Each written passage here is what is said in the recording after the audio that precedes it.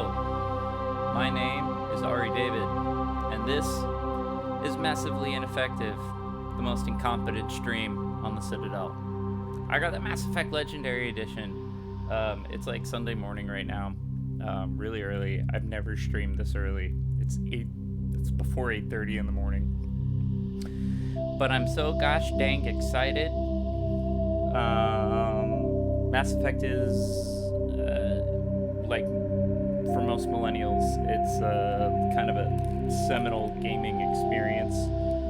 I never owned an Xbox, but as soon as the PC port came out, I played Mass Effect on PC, and I was hooked. I played the whole series, minus Andromeda. I haven't played Andromeda, and I haven't played the Citadel DLC. So the last time I played the game was Mass Effect 3 at launch.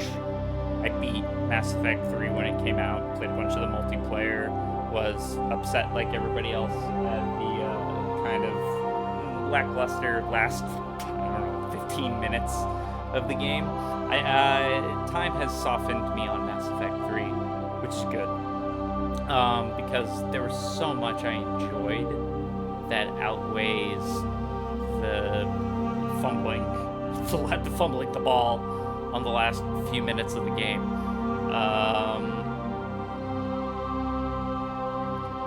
I'm really excited to see how they remastered ME1 the most, because that's the one that needs the most work. Not just graphically, but mechanically. They did a major combat overhaul in Mass Effect 2 that was like, oh, okay, this is what the franchise should have been. Mass Effect 1 was like, they're trying something really cool. The story's great, but I don't know, man, something's off. I didn't really feel that way. I'm much more forgiving of stuff like that. Here we go. Let's load up the game. So here we are in ME1. This is the Legendary Edition. I just already clicked into Mass Effect 1. We were playing it on, there was an option to put the leveling stuff back on classic mode. And I was like, I've played classic mode. Let's see what the legendary mode is. People let me know the balance is on the game versus my voice. It looks like the game is a little hot. So if you'll excuse me, I'm actually going to cut back to my face for a sec, so you don't stare at my desktop. And we'll lower the game. Just, that's better. Okay. I should be louder than the game. I mean, I am naturally in real life, but in the mix. I don't expect anyone to be talking in chat. Lurkers, it's early. No matter where you are, it's early right now. Or very late. It's a weird hour to be playing. But I really love Mass Effect, and I'm very excited to play it. So that's what we're gonna do. Oh, that's awesome, Cody. Good morning. Red Beard, what is up? My peeps, my VIPs, welcome. I've been very infrequent. This is going to be changing. I always say that, but sometimes I hit good runs, and Mass Effect is a very great. Well, congratulations on the move. I did notice your absence. Welcome back. I hope the move went smooth. Redbeard, not to blow up your spot, Cody, but Cody is also worth congratulating. Cody just had his second kid. We're talking about it over on the Discord. For those who are watching this on the VOD, I have a Discord. You get it through supporting me on Patreon. It's $2 a month, and we get to hang out and talk about stuff. The $2 is my moderation. I don't have a moderator on there. I'm it. So I figure trolls won't pay $2. And if you want to hang out, it's cool. Yeah, I imagine, Cody, you're like, oh, sweet, something to do while this screaming bald that I love, I have to love. So I don't know how much you know about this, Cody, but Mass Effect basically what happened is BioWare, they made a bunch of licensed games. That's how they got famous. They first got on my radar, like I realized who they were, playing Baldur's Gate, which was like a second edition D&D PC game, big deal. Very obsessed with that game, but I actually played their very first game, Shattered Steel, which was a mech combat game. It was very cool. I just didn't realize it was them until much later.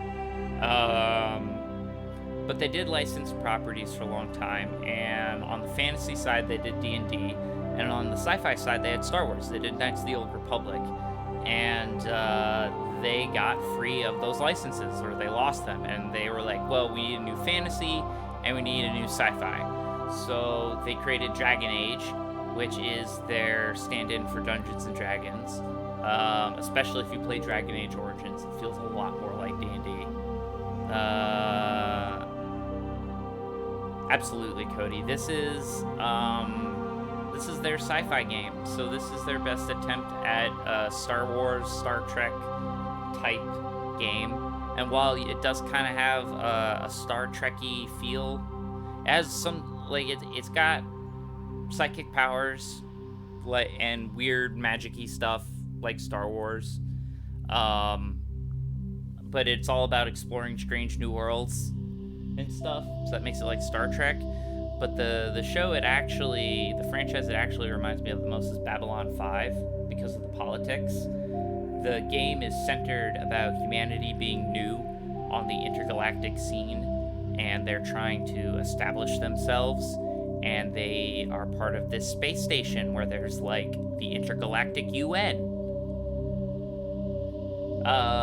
which is, or not intergalactic, I mean it's one galaxy, it's just the Milky Way, but that was the whole point of Andromeda, the spin-off which shall not be named again. That's like the Macbeth of Mass Effects. I never played it. I probably will after this, just for sheer curiosity, and it's also probably like $10 now. But remastering the original trilogy has been a dream of mine, especially going back to ME1, because it's been a pain in the ass.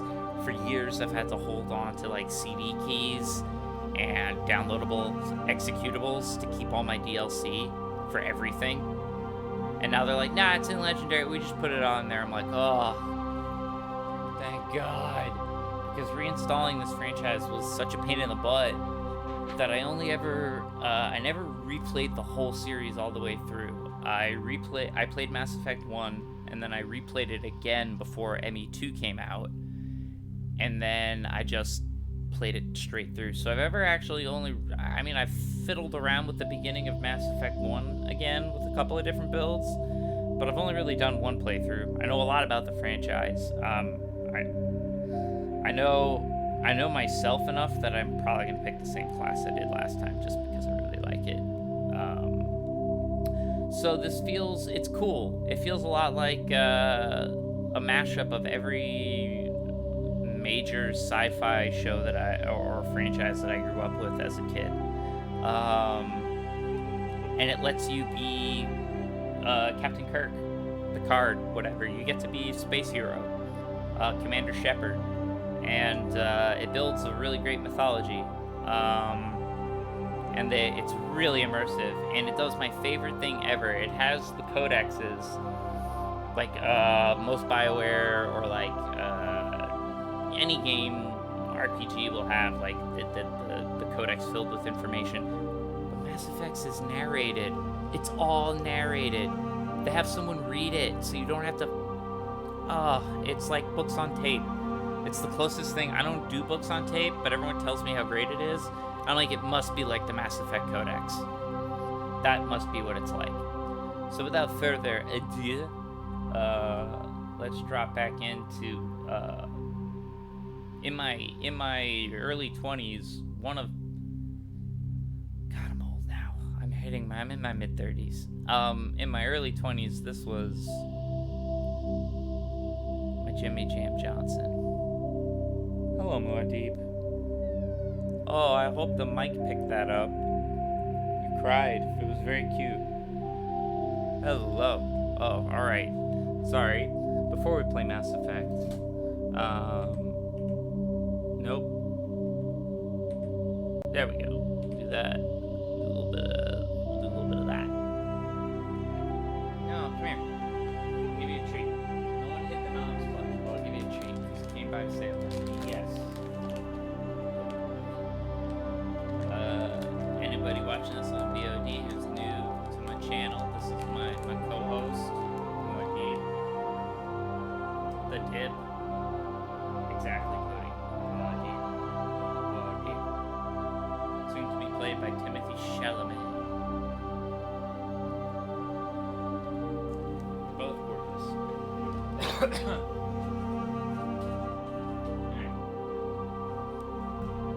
He's my dude. That's my little dude.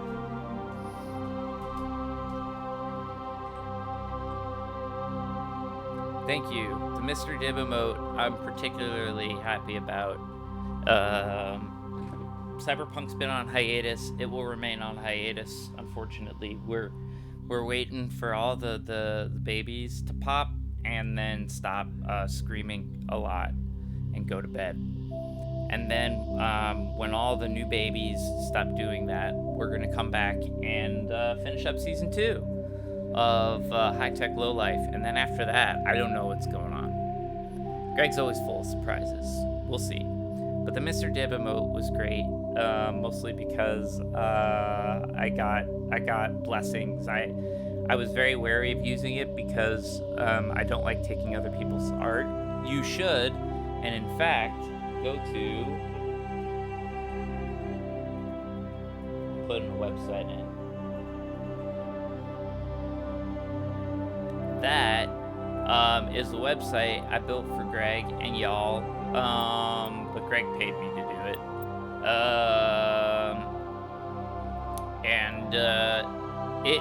If you go to the watch section, it will have links to every episode. I put it up. I made it. I did it. I still have to update some stuff, but it's a cool website that I made. And yeah. I have some fun stuff, surprises that should help tide the way. I just got the blessing from Lord Master Gregory to do a thing that I will not spoil and hopefully surprise y'all with. That should help get us through the cyberpunk drought. But I got the blessing from Greg, and I got the blessing from Heather Vaughn, the artist, who I had mentioned to Greg when he first hired her that like I knew her. We were acquaintances. We weren't like friends. We ran in the same circles.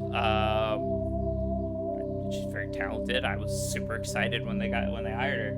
So I reached out to her on Twitter, first confirming that I was correct and that you were the Heather Vaughn I was thinking of. And she goes, "Oh yeah, we know each other. We have mutuals. I keep seeing you on Facebook." I'm like, "Yeah, all right, cool." Ever since then, I asked her if I could use the Mr. Friend painting she made, and I was like, "Look, I'm gonna do something really stupid to make a Twitch emote. I'm gonna chop up your picture, put bits of Mr. Friend on my cat." And she's like, "Oh, I love it. Do it." So Heather and I have been Twitter buddies ever since, which is cool. I'm looking forward to conventions. We run into each other. We meet at like the PAXs, at the PAX conventions. She does a lot of board game and RPG art, and I write board games and card games and stuff. So we meet up there. She's been on panels run by a good friend of mine and with our artist from our company. So that's kind of how I know her. Is that she's been on a bunch of panels that I've been to and sat in the front row of and gotten early and done all that like cool exhibitor shit. I'll say this. Everyone asks me if I go to cons.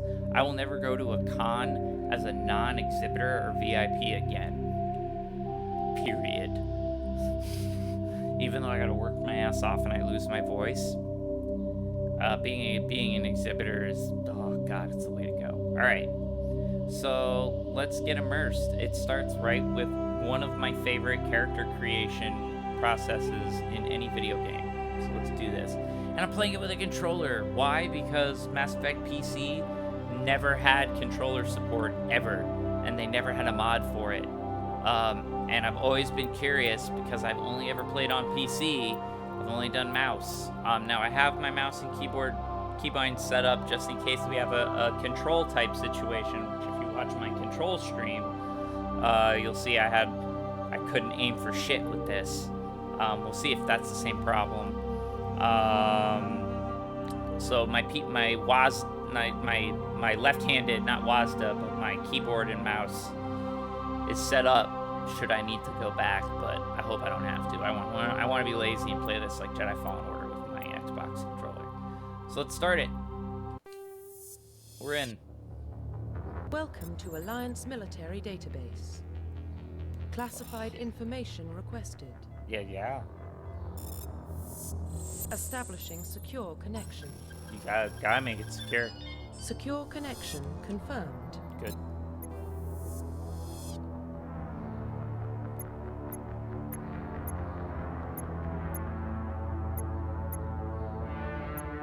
Looking sharp, ME1.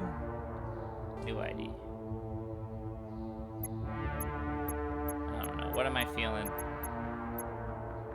Eeny, meeny, miny.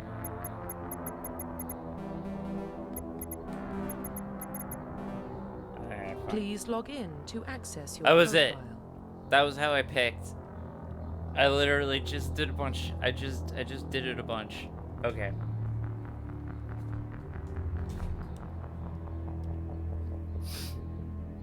Should I be first name Commander? Commander Shepard? Or Commander Captain Shepard? Nah, I won't be stupid. I'll do a real name. I'll do a real name.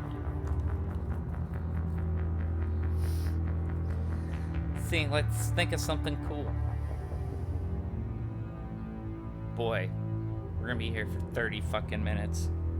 It's a good thing it's early. No, I have, I'm actually seeing our good friend from the Halo stream, Pat, in person for the first time in like a year.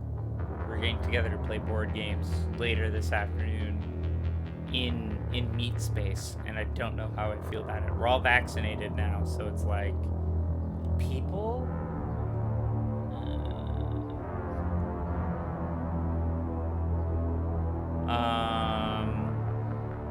Well, I remember in my first playthrough, I named him Dorian. That was a cool name. Simply Dorian. Dorian Shepard. Oh yeah, we're gonna play those board games and card games so hard. Warning, data corruption. Drink some detected. cider. Please reconstruct profile. Okay. Confirm pre-service history. I was a spacer last time, but let's see. I vividly remember my Mass Effect playthrough.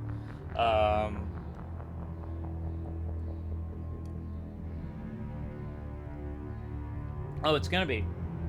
It's a bunch of our board game friends. Like I was mentioning PAX, it's a bunch of our fellow game designers and my lady person. And we're all just getting together and playing games. We were a more hardcore gaming group. We had played a little bit of Dungeons and Dragons together, and we played all of Betrayal Legacy, which is a really fun game if you have not played it. We actually started playing it at the last PAX Unplug I went to. Alright, so both of my parents were in the Alliance military. So this is the only background that your parents are alive for.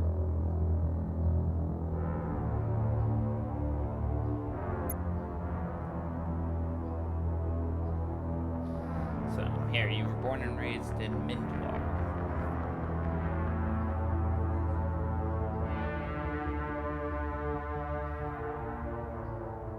Oh wow, that's dark.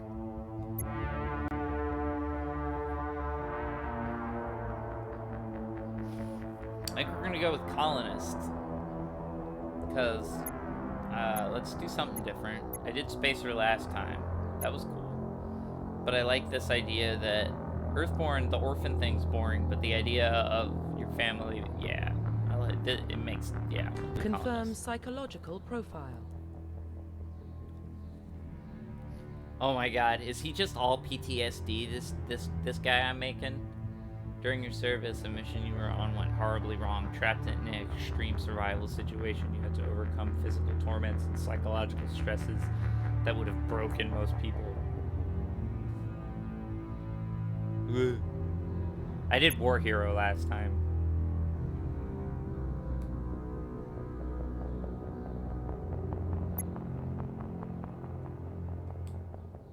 No, I'm not interested in being the Punisher. This is the most boring one. We're gonna do Soul Survivor. Let's be orphaned by a slave raid, and then, like, I don't know, I survived, like, the plot of Aliens or something. Let's do it.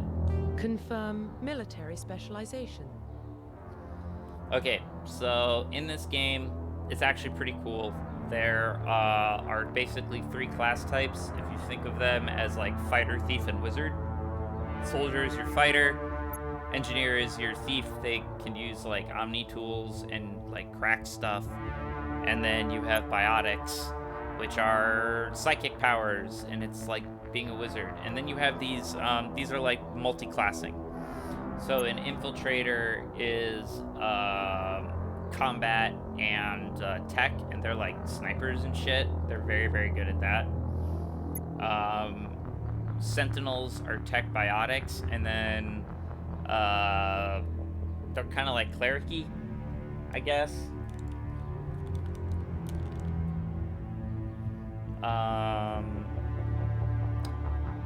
But I really, really, really like playing Vanguard. Vanguards are biotic warriors. They can combine biotic weapons to take biotics and weapons to take down opponents, and are especially deadly at short range. They specialize in pistols and shotguns and wear medium armor. These guys are kind of like barbarians. They're kind of like berserkers, but with psychic powers. It's very fun. So, well, I've changed my background. I'm gonna pick the same class because I really like it. Don't judge me. Confirm facial identification. Nah, well, we're fucking with that.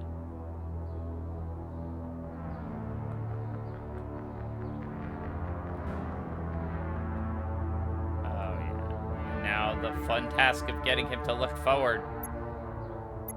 Cycle presets.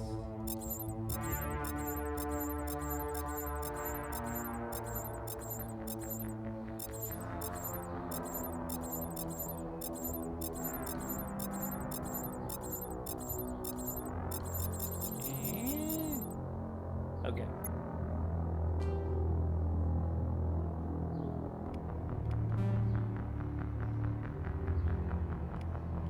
Notice how I was just playing like Russian roulette with that shit. Alright, that's a work.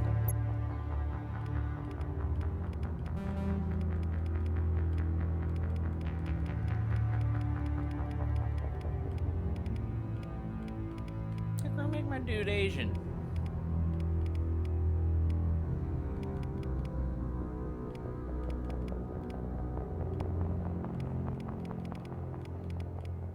Because I said so.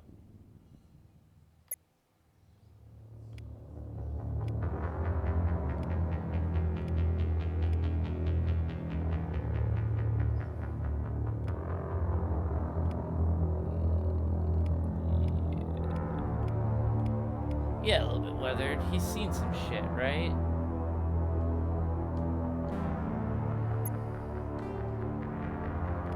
He needs a much thinner neck, though, because that is silly. Now, the best part is, because your saves carry through, and you're literally playing the same character over the course of 3 games, I only have to make this dude once. Which is nice.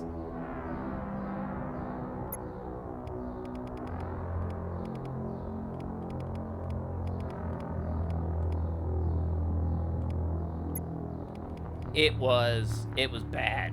It looked like that dude needed to eat some salads and take a break from anabolic steroids for a while. Face size is alright.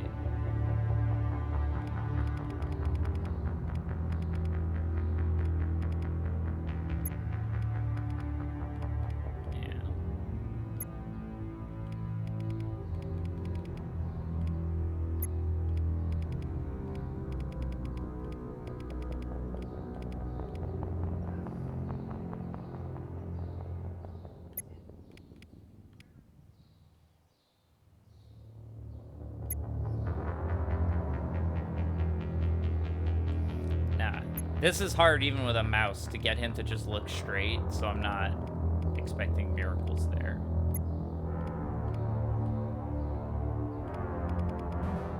So, big ears. Yeah, that's pretty good. That's pretty good.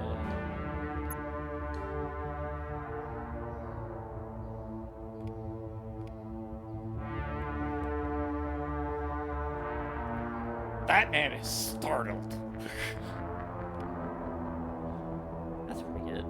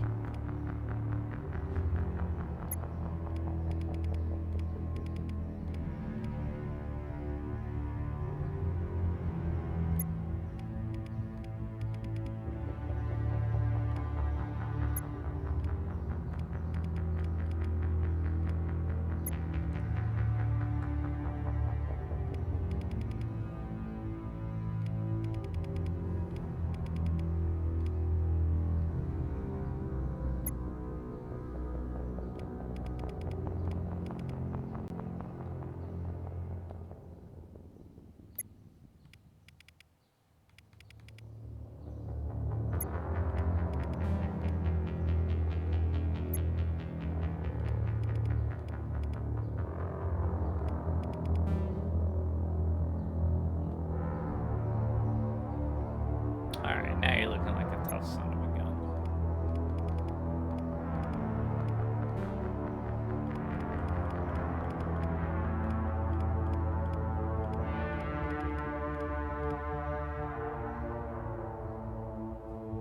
What color is that? The blind guy says.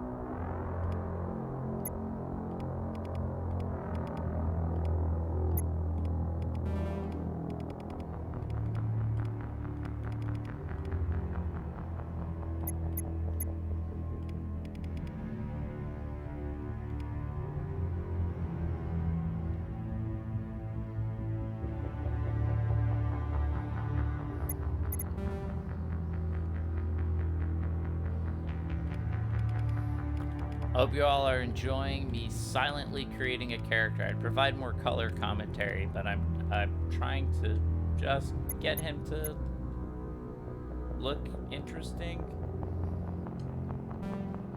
I'm working on it.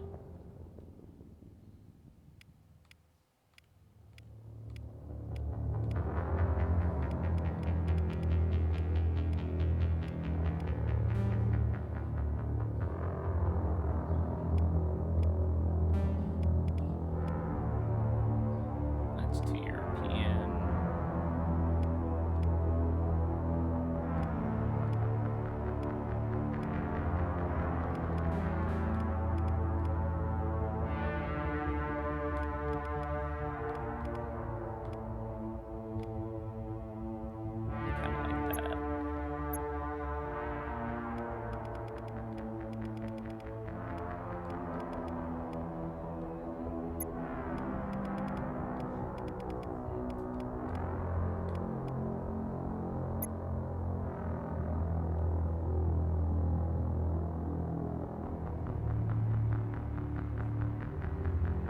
I mean, same red beard. I'm not that, like, I'm not feeling rushed. I'm just, I should be talking to y'all more, just a little bit.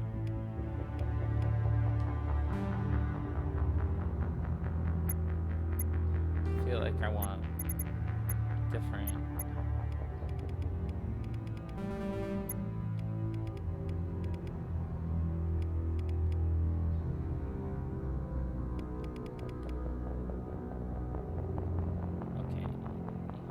Like he's the dude from the Goonies.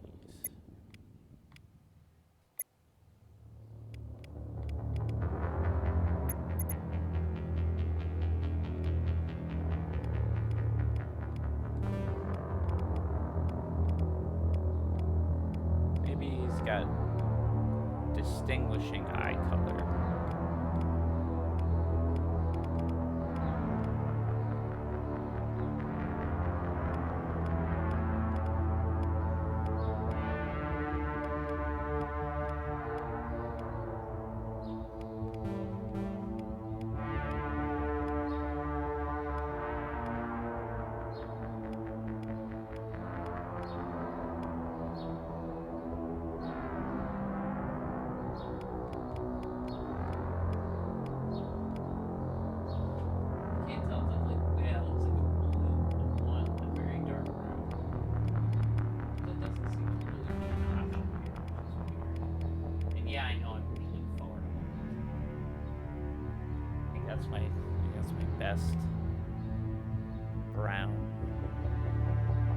I usually go crazy colored, but I don't know if I'm going to do that this time.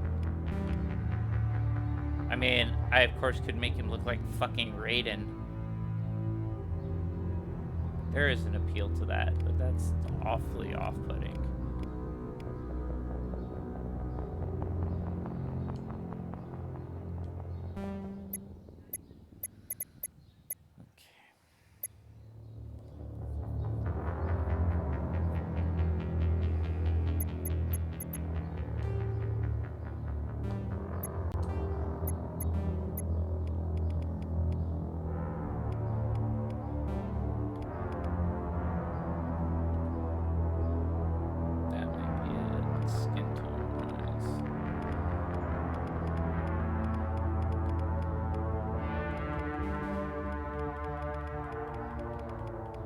By the way, props on BioWare for just how many skin tones they have in this.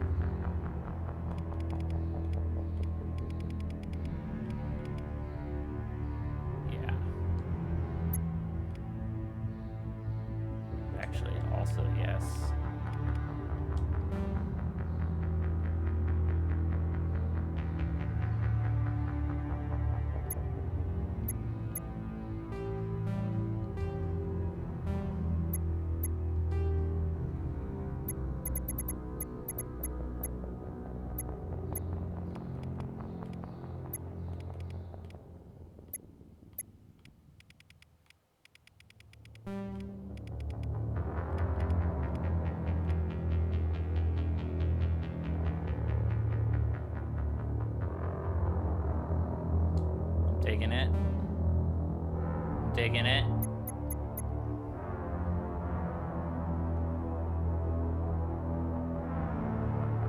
You gotta check the angles, because if you don't, it'll look bizarre. The faces, like if you don't check the cheeks, the faces will look fucking ridiculous from certain angles. Alright. Hair.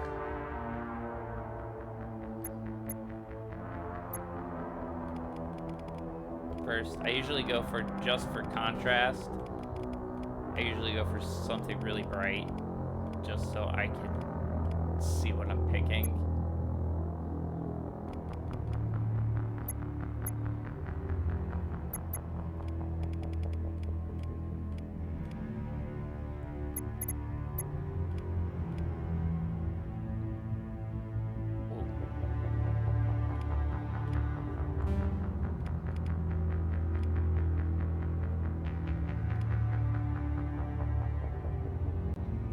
Hello, Max. I am rolling a character for Mass Effect 1. I'm playing the Legendary Edition. Welcome aboard.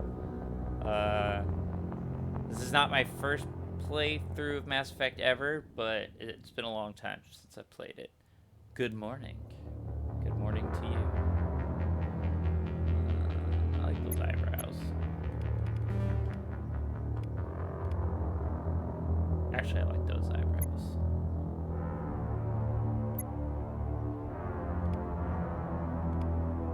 Yeah, the Eugene Levy look was not doing it for me. I had to get away from that.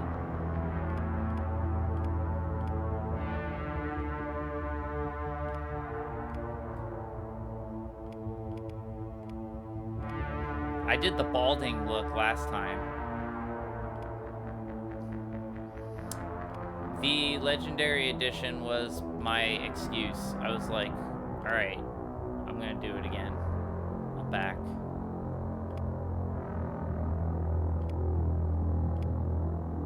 I do appreciate the fact that they give the option for thinning hair. Oh, nice. Oh, Mohawk. Oh, Mohawk. Mohawk. Why didn't I play Mass Effect with a Mohawk? See, Cody? Ask and ye shall receive. Do we do... Well, I need a haircut. I usually like this look right here. The shaved head. So we're going to do that. Yeah, I need a trim. I'm getting sloppy. This is too much hair on the side of my head. I do usually go to the skin. But I'll tell you the truth. Oh no, no pedo stash. No soul patch. No chin scruff. No goatee. Definitely not that. Not doing that. Not doing that. I might do that. Oh, that's aggressively bad looking.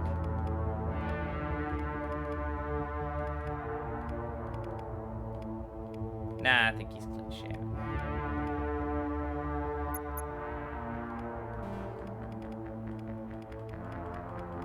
Does he have it a fun color? He probably does.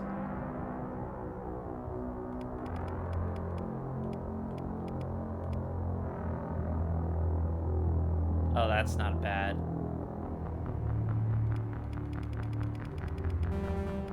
People do that. They do that, like, dyeing it weird gray on purpose.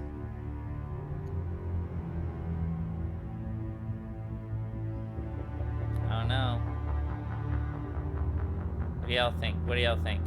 Should I do more color? I don't want to do red, but do we want purple? Bright purple?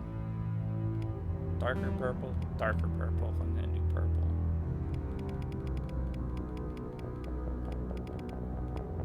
I mean, normally his hair would be that. It would just be this black stripe. Twitch purple. Alright.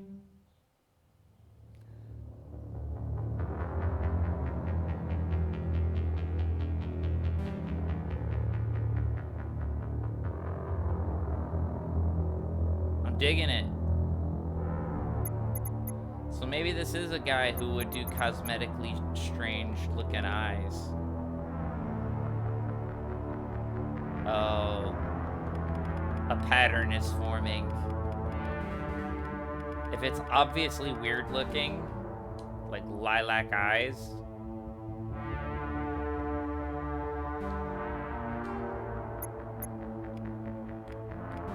No, I had the right eye shape.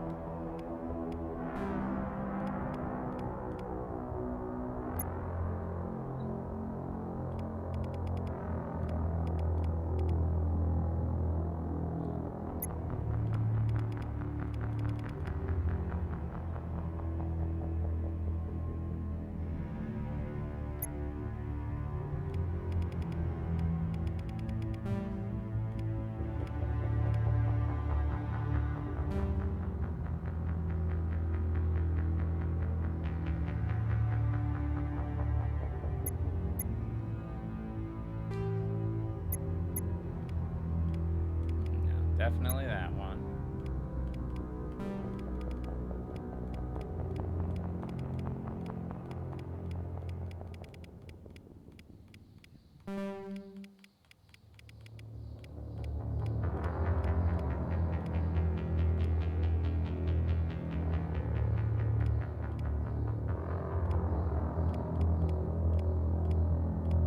No, this was it. That was the right one. Okay. So we're almost done here.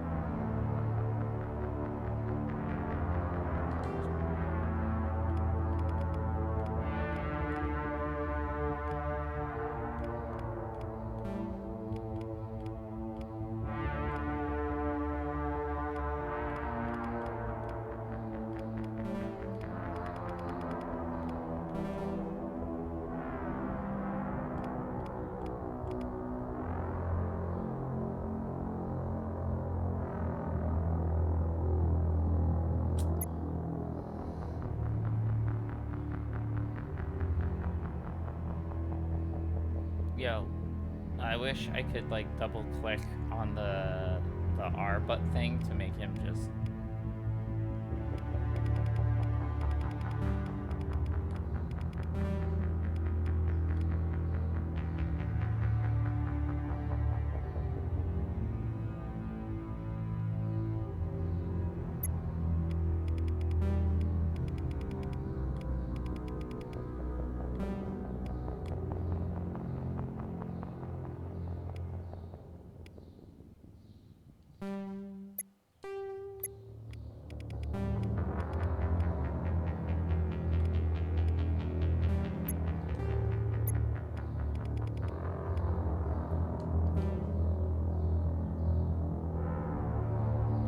Yeah.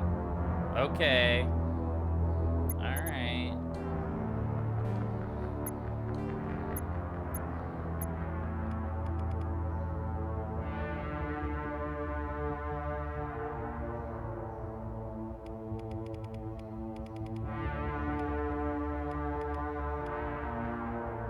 A shepherd is forming.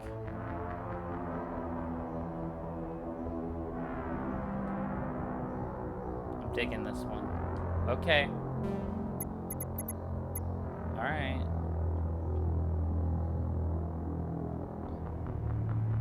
Let's put a scar on this son of a bitch. Right? I feel like the last one I played didn't really have a scar, but this guy's sole survivor and his family was raided by slavers. Something happened to him. Don't hate that. I also don't hate the lip scars.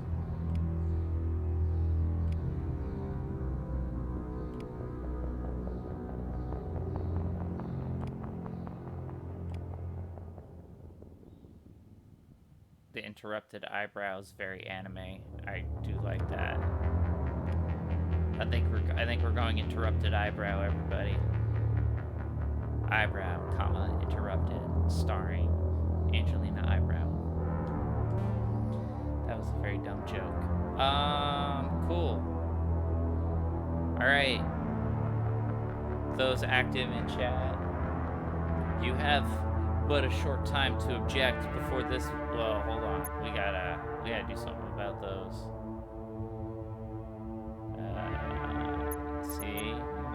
check.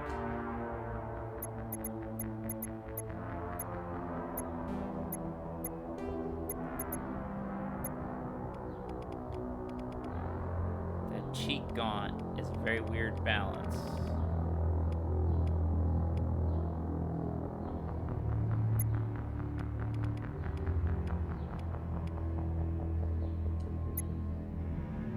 I think I like that. Yeah, that was looking pretty good. All right.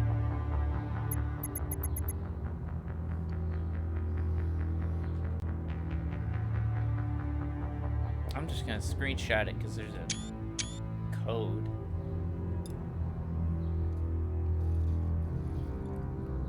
All right. Okay. I think this is it. Let's get started. Profile reconstruction complete. Confirm facial identification.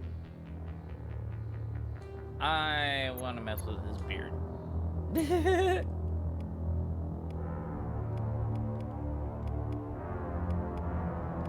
has to be... No. There isn't. There really fucking isn't.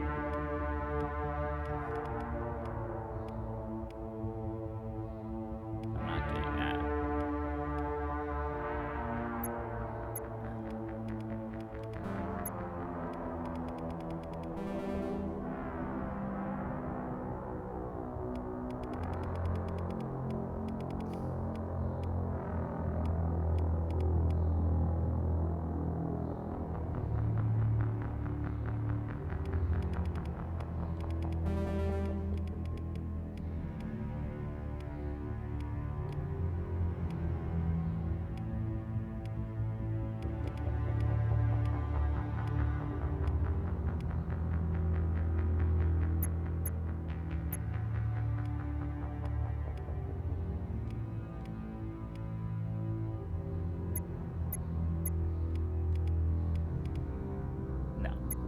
That looks atrocious.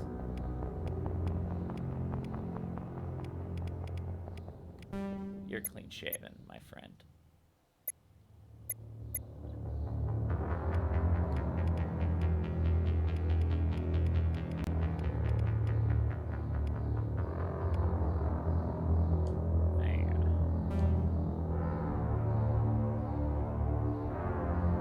Okay, I was right. We're finalizing. Profile reconstruction complete. Identification confirmed.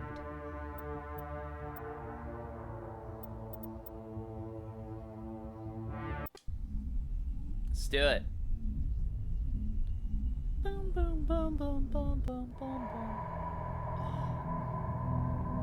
Oh, this is exciting. What about Shepard? He grew up in the colonies. He knows how tough life can be out there. His parents were killed when slavers attacked Mindwar. He saw his whole unit die on a cruise.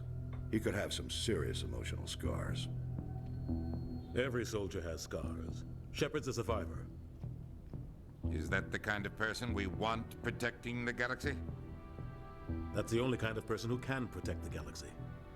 Thank you, Keith David. I'll make the call.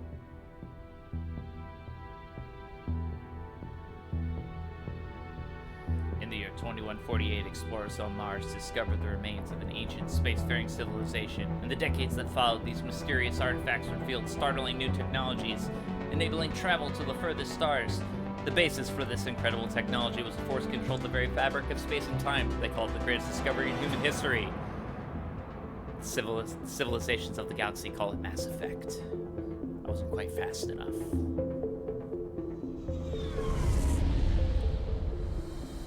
Woo, looking good. The Arcturus Prime relay is in range. Seth Green. Initiating transmission sequence. Commander? The voice cast is ridiculous on this game. We are connected. Calculating transit mass and destination. The relay is hot, acquiring approach vector. All stations secure for transit. Ooh, this is so cool.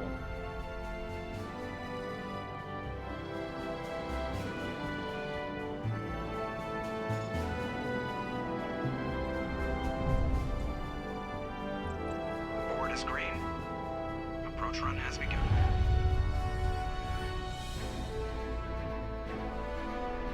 So that's a mass relay.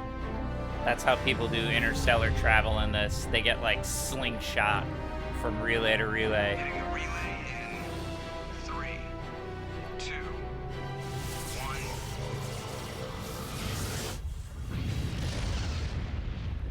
1. And every alien civilization discovered these. Thrusters, Nobody built them check. Navigation, currently. check.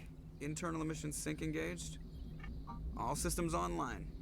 Drift, just under 1500K.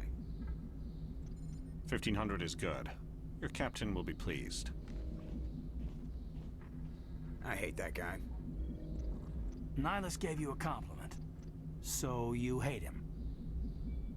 You remember to zip up your jumpsuit on the way out of the bathroom? That's good. I just jumped us halfway across the galaxy and hit a target the size of a pinhead. So that's incredible. Besides, Spectres are trouble. I don't like having them on board. Call me paranoid. You're paranoid. The Council helped fund this project. They have a right to send someone to keep an eye on their investment. Yeah, that is the official story. But only an idiot believes the official story. They don't send Spectres on shakedown runs. So there's more going on here than the captain's letting on. Joker, status report. Just cleared the mass relay, Captain. Stealth systems engaged. Everything looks solid. Good. Find a comm buoy and link us into the network. I want mission reports relayed back to Alliance Brass before we reach Eden Prime. Aye, aye, Captain. Better brace yourself, sir. I think Nihilus is headed your way. He's already here, Lieutenant. Tell Commander Shepard to meet me in the comm room for a debriefing. You get that, Commander? He sounds angry. Something must have gone wrong with the mission. Captain always sounds like that when he's talking to me. Can't possibly imagine why.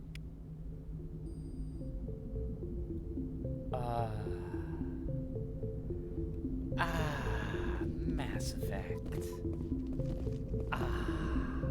It's beautiful. I missed you, baby. How you doing, girl?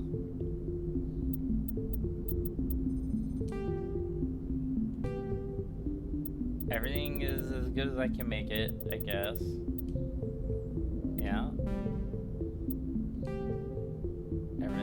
Everything's fine. Everything's fine.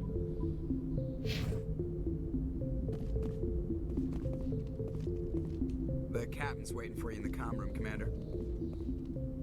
You probably don't want to keep the captain waiting, Commander.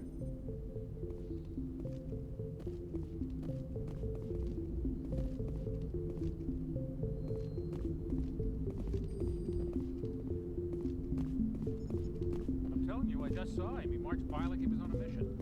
He's a Spectre. They're always on a mission. And we're getting dragged, right along with him. Relax, Presley. You're gonna give yourself an ulcer.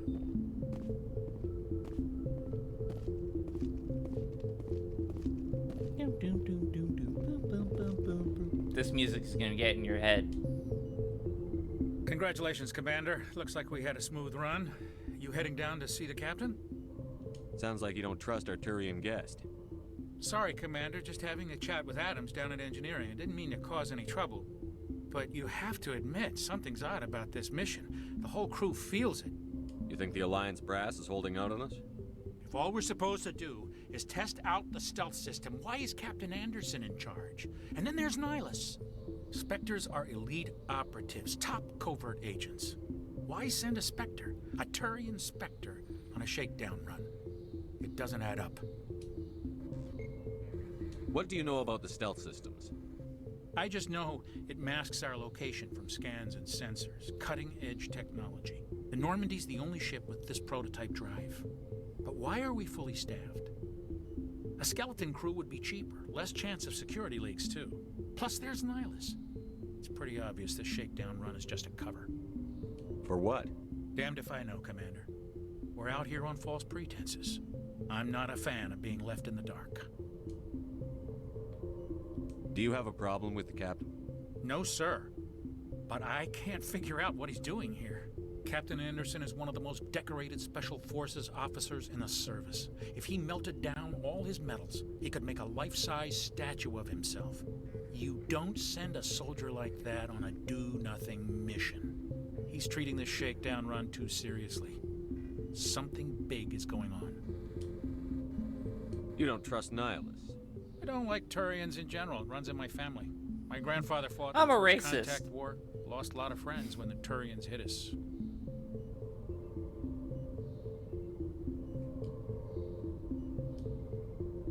That was 30 years ago. You can't blame Nihilus for that. No, I guess not. But it still makes me nervous to have a Spectre on board. Especially a Turian. Can't trust them, especially We're an them Alliance Jews. vessel, human military, but Nihilus doesn't answer Racist. to the captain like the rest of us. Spectres operate outside the normal chain of command. And they don't come along just to observe shakedown runs. Nihilus looks like he's expecting some heavy action. I don't like it. There's a lot of racism in this game. I'll see if I can get some answers when I see him. Good luck, Commander. How like life? Something I can do for you, Commander? Carry on, Presley. Yes, sir. I grew up on Eden Prime, Doc. It's not the kind of place Spectres visit. There's something Nihilus isn't telling us about this mission. That's crazy. The captain's in charge here. He wouldn't take orders from a Spectre.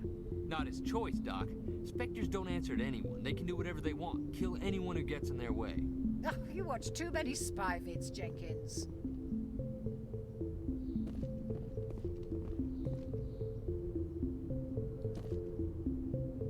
What do you think, Commander? We won't be staying on Eden Prime too long, will we? I'm itching for some real action.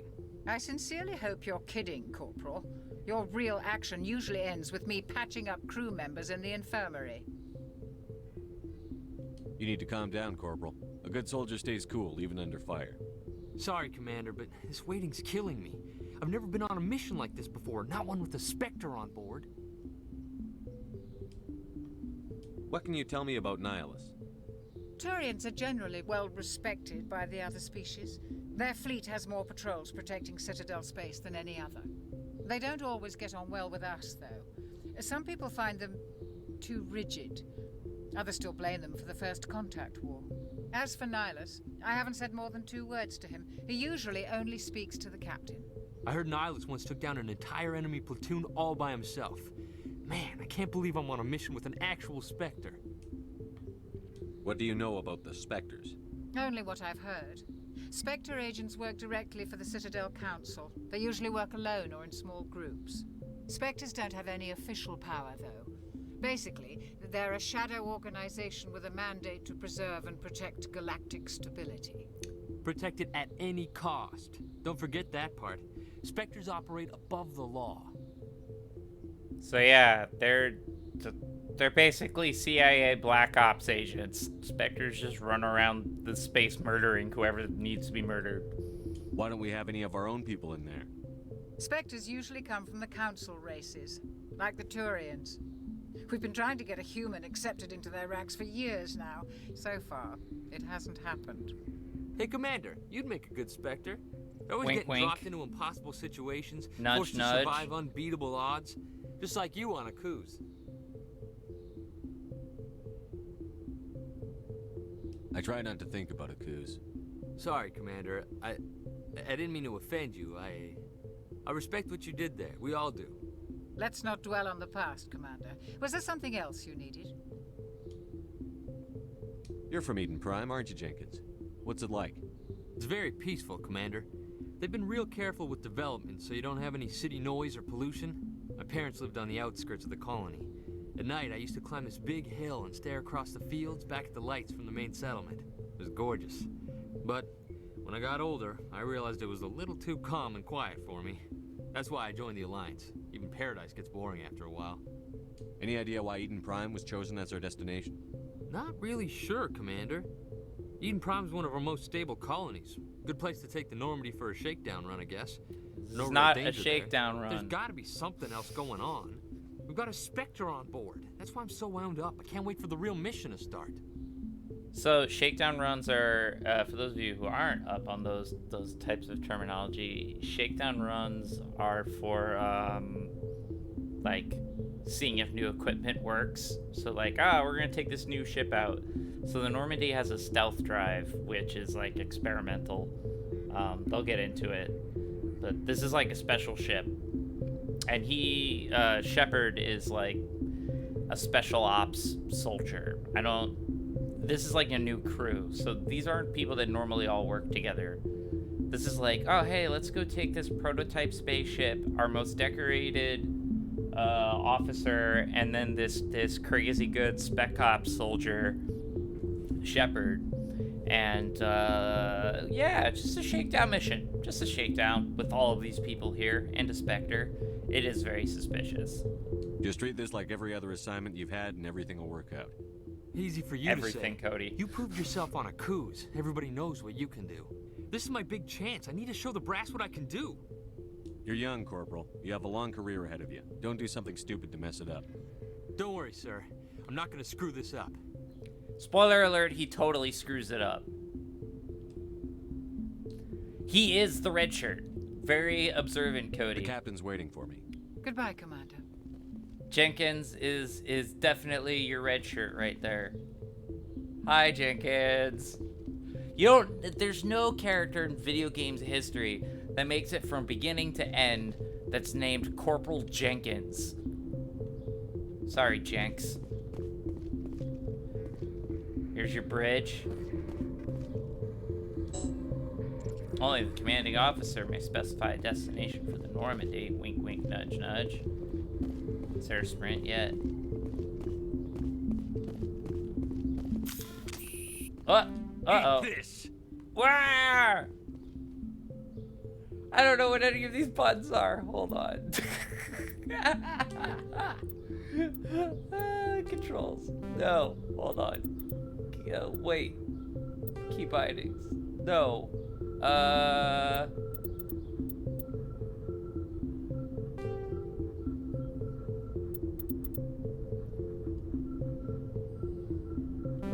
don't know what's happening.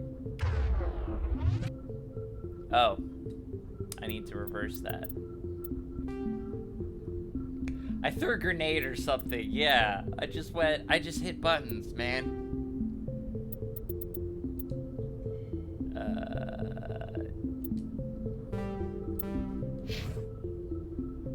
There we go. Alright. Crouch. That's a throw a thing. That's melee.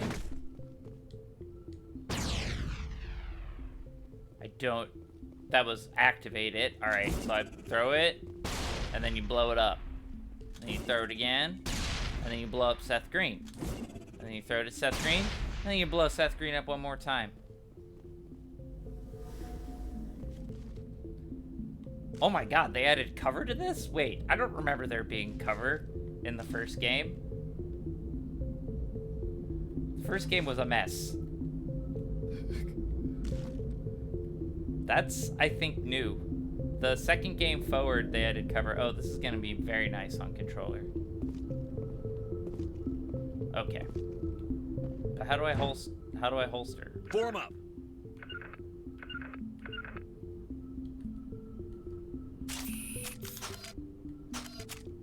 Okay, next gun. Sniper rifle. Pistol.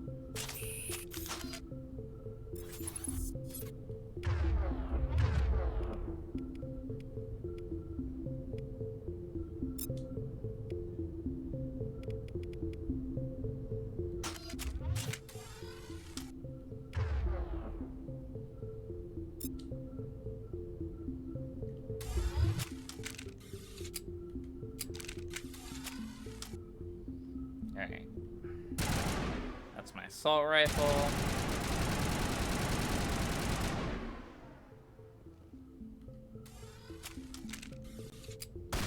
That's my shotgun.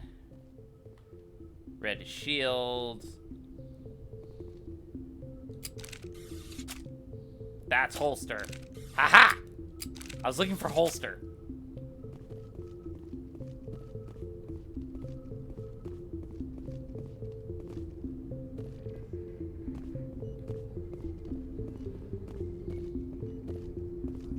Hi, guy. Alright, so what's going on here? squad. Yay!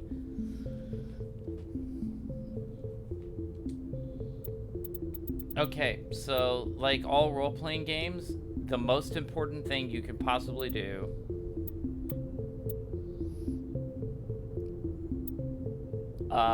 is up your social stuff. And I'm gonna be a nice guy, because I play Paragon, not Renegade. Right button, toggle helmet. That's great. You can toggle the helmets now. It literally does not matter this early on, but you want to hit basically all these goals. Barrier's really important,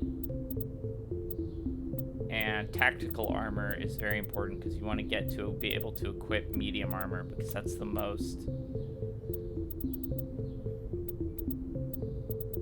Yeah. Okay. So we're gonna pretty much required 6 points in pistols. Required 6 points. Okay. So you have to invest in other ones before you can unlock them, apparently. But we're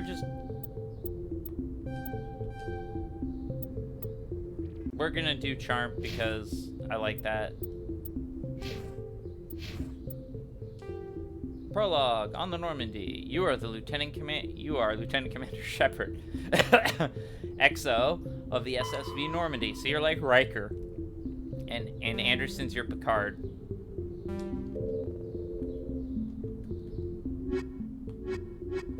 Assignments are side quests.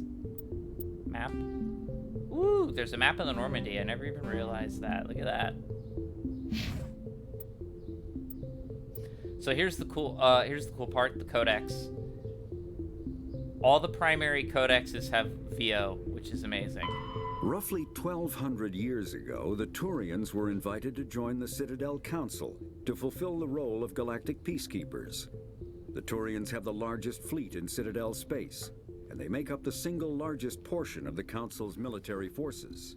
As their territory and influence has spread, the Turians have come to rely on the Solarians for military intelligence and the Asari for diplomacy. Despite a somewhat colonial attitude towards the rest of the galaxy, the ruling hierarchy understands they would lose more than they would gain if the other two races were ever removed. Turians come from an autocratic society that values discipline and possesses a strong sense of personal and collective honor.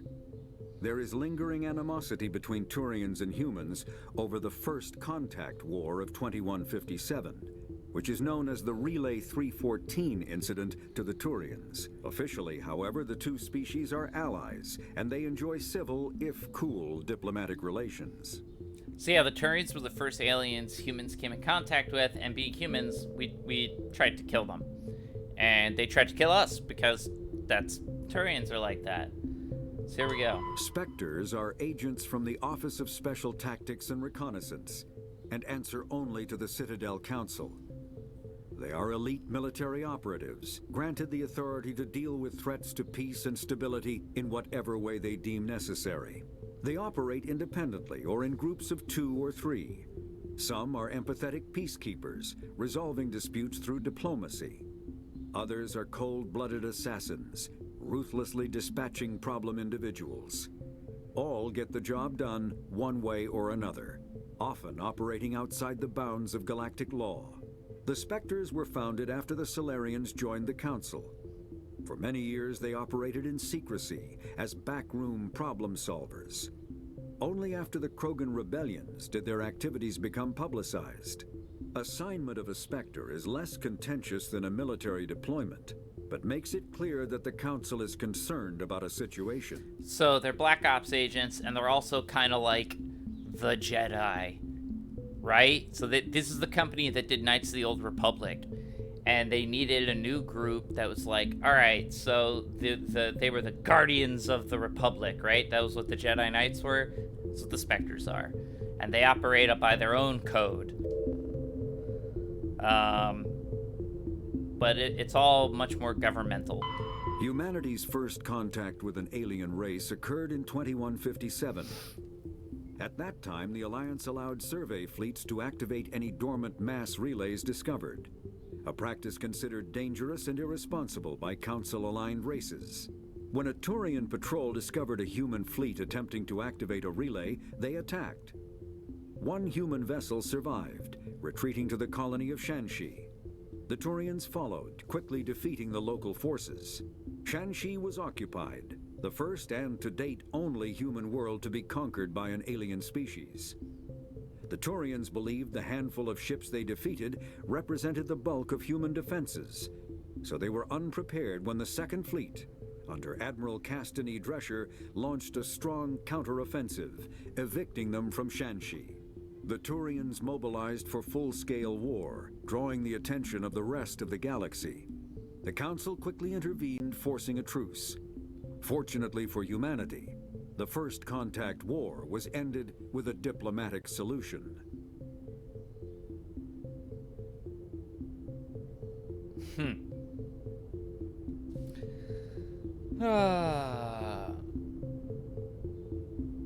Wow. The Systems Alliance is an independent supranational government representing the interests of humanity as a whole. The Alliance is responsible for the governance and defense of all extrasolar colonies and stations. The Alliance grew out of the various national space programs as a matter of practicality. Sol's planets had been explored and exploited through piecemeal national efforts. The expense of colonizing entire new solar systems could not be met by any one country. With humans knowing that alien contact was inevitable, there was enough political will to jointly fund an international effort. Still, the Alliance was often disregarded by those on Earth until the First Contact War. While the national governments dithered and bickered over who should lead the effort to liberate Shanxi, the Alliance fleet struck decisively. Post-war public approval gave the Alliance the credibility to establish its own parliament and become the galactic face of humanity. So there you go. Systems Alliance is our federation.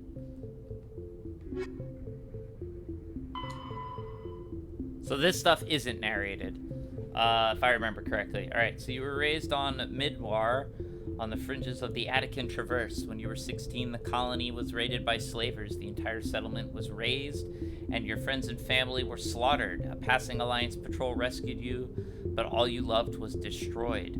You enlisted with the Alliance military, eventually volunteering to go to Akuz, a colony that had mysteriously dropped out of contact. As soon as it arrived on the surface, your patrol was attacked by thresher maws, mindless abominations of teeth and tentacles that rose up from beneath the earth. Constant gunfire couldn't drown out the shrieks of your fellow soldiers as they were dragged down to a gruesome death. 50 Marines died on Akuz. You were the only one to make it back to the landing zone alive. A monument on the planet commemorates the massacre, a grim reminder of the price humanity must pay as they spread through the stars. Yes, I made the most depressing, I think I made the most depressing shepherd I could make. Okay. Timeline. Oh, this is good. Okay. 2069, Armstrong Outpost at Shackleton Crater becomes the first human settlement on the moon. It is formally founded on July 24th, the 100th anniversary of the first lunar landing. Lowell City in 2103 in Eos Chasma becomes the first human settlement on Mars. Eldfell Ashland Energy Corporation in 2137 demonstrates helium-3 fuel extraction from the atmosphere of Saturn. 2142, construction of Jump Zero, Gagarin Station. That is very important for later. Begins beyond the orbit of Pluto. Prospectors discover the Prothean ruins at the Promethea Planum on Mars. Prothean, also important. Translation of Prothean data leads humans to the Charon Mass Relay. Systems Alliance founded to coordinate exploration and colonization of extrasolar worlds. 2151, a shipping accident at Singapore International Spaceport exposes downwind communities to containers of dust form element 0. Alliance begins construction of Arcturus Station. 2152. Roughly 30% of the children born in Singapore after Element Zero exposure suffer from cancerous growths. Systems Alliance begins settlement of Earth's first solar colony world, the planet Demeter. 2154. Commander Shepard is born. So a lot of shit went on before Shepard happened. Systems Alliance completed portions of Arcturus Station as a headquarter. Some children of Singapore exhibit minor telekinetic abilities. 2157, Turian encounters human explorers, first contact war. So Shepard is 3 years old when the first contact wars happen. Humans learn potential of biotics, that's the Force. In an international effort to track Element Zero exposure begins. Roughly 10% of exposed children show some level of biotic ability. That includes me. 2160, Systems Alliance Parliament formed. 2165, humans establish permanent embassy on the Citadel. 2170, Batarian slavers attack the colony on Midwar. That was 16 then. The Skillian Blitz, pirates and slavers attacked Elysium, the human capital on the Skillian Verge. Biotics are fucking awesome. You'll see. 2177. So 7 years. He's 23, and the Thresher Maw incident happens on a Kuz. So he's 23 then. So he's 29? He's 29. Commander Shepard's 29. Okay. Thresher Maws devour the Alliance colony of Akuz. 2178, retaliating to the Skillian Blitz, and an Alliance fleet wipes out an army of slavers on the moon of Torfon. That does become important later. They mentioned a lot of important things. Sensors. A light tag prevents sensing in real time at great distances. A ship firing its thrusters at the Charon relay can be easily detected from Earth 5.7 light years, 6 billion kilometers away, but Earth will only see the event 5 hours 45 minutes after it occurs. Due to the light speed limit, defenders can't see enemies coming until they've already arrived. Because there's FTL travel communications, but no FTL sensors, frigates are crucial for scouting and picket duties. Passive sensors are used for long-range detection, while active sensors obtain short-range, high-quality targeting data. Passive sensors include visual, thermographic, and radio detectors that watch and listen for objects in space. A powered ship emits a great deal of energy. The heat of life support systems, the radiation given off by power plants and electrical equipment, the exhaust of the thrusters. Starships stand out plainly against the near absolute zero background of space. Passive sensors can be used during FTL travel, but incoming data is significantly distorted by the effect of the Mass Effect envelope and Doppler shift. Active sensors are radars and high-resolution LiDARs, laser detection and ranging, that emit a ping of energy and listen for return signals. LiDARs have a narrower field of view than radar, but LiDAR resolution allows images of detected objects to be assembled. Active sensors are useless when a ship is moving at FTL speeds. See, very Star Trek-y and very intense. I'll save. And I got pee. I'll be right back. I'll be right back. I just watched Rush Hour, so now I'm Chris Tucker, and I'm doing the thing where he's singing Michael Jackson, and he's going, "I'll be right back," as he leaves the stage. That's a very specific reference. All right, goodbye. I'll be right back.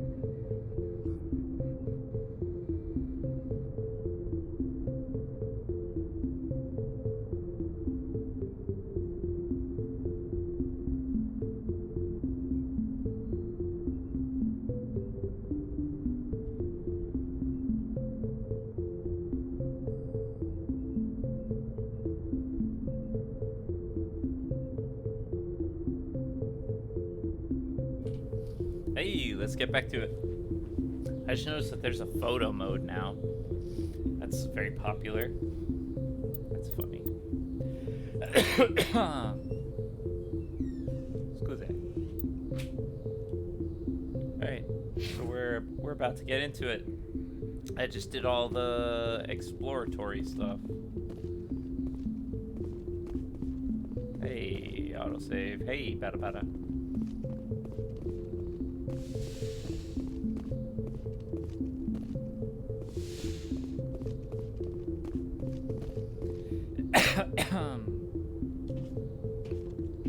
Commander Shepard, I was hoping you'd get here first. It will give us a chance to talk. The captain said he'd meet me here. He's on his way. I'm interested in this world we're going to, Eden Prime. I've heard it's quite beautiful. I've never been there. But you know of it. It's become something of a symbol for your people, hasn't it? Proof that humanity can not only establish colonies across the galaxy, but also protect them. But how safe is it, really? Do you know something?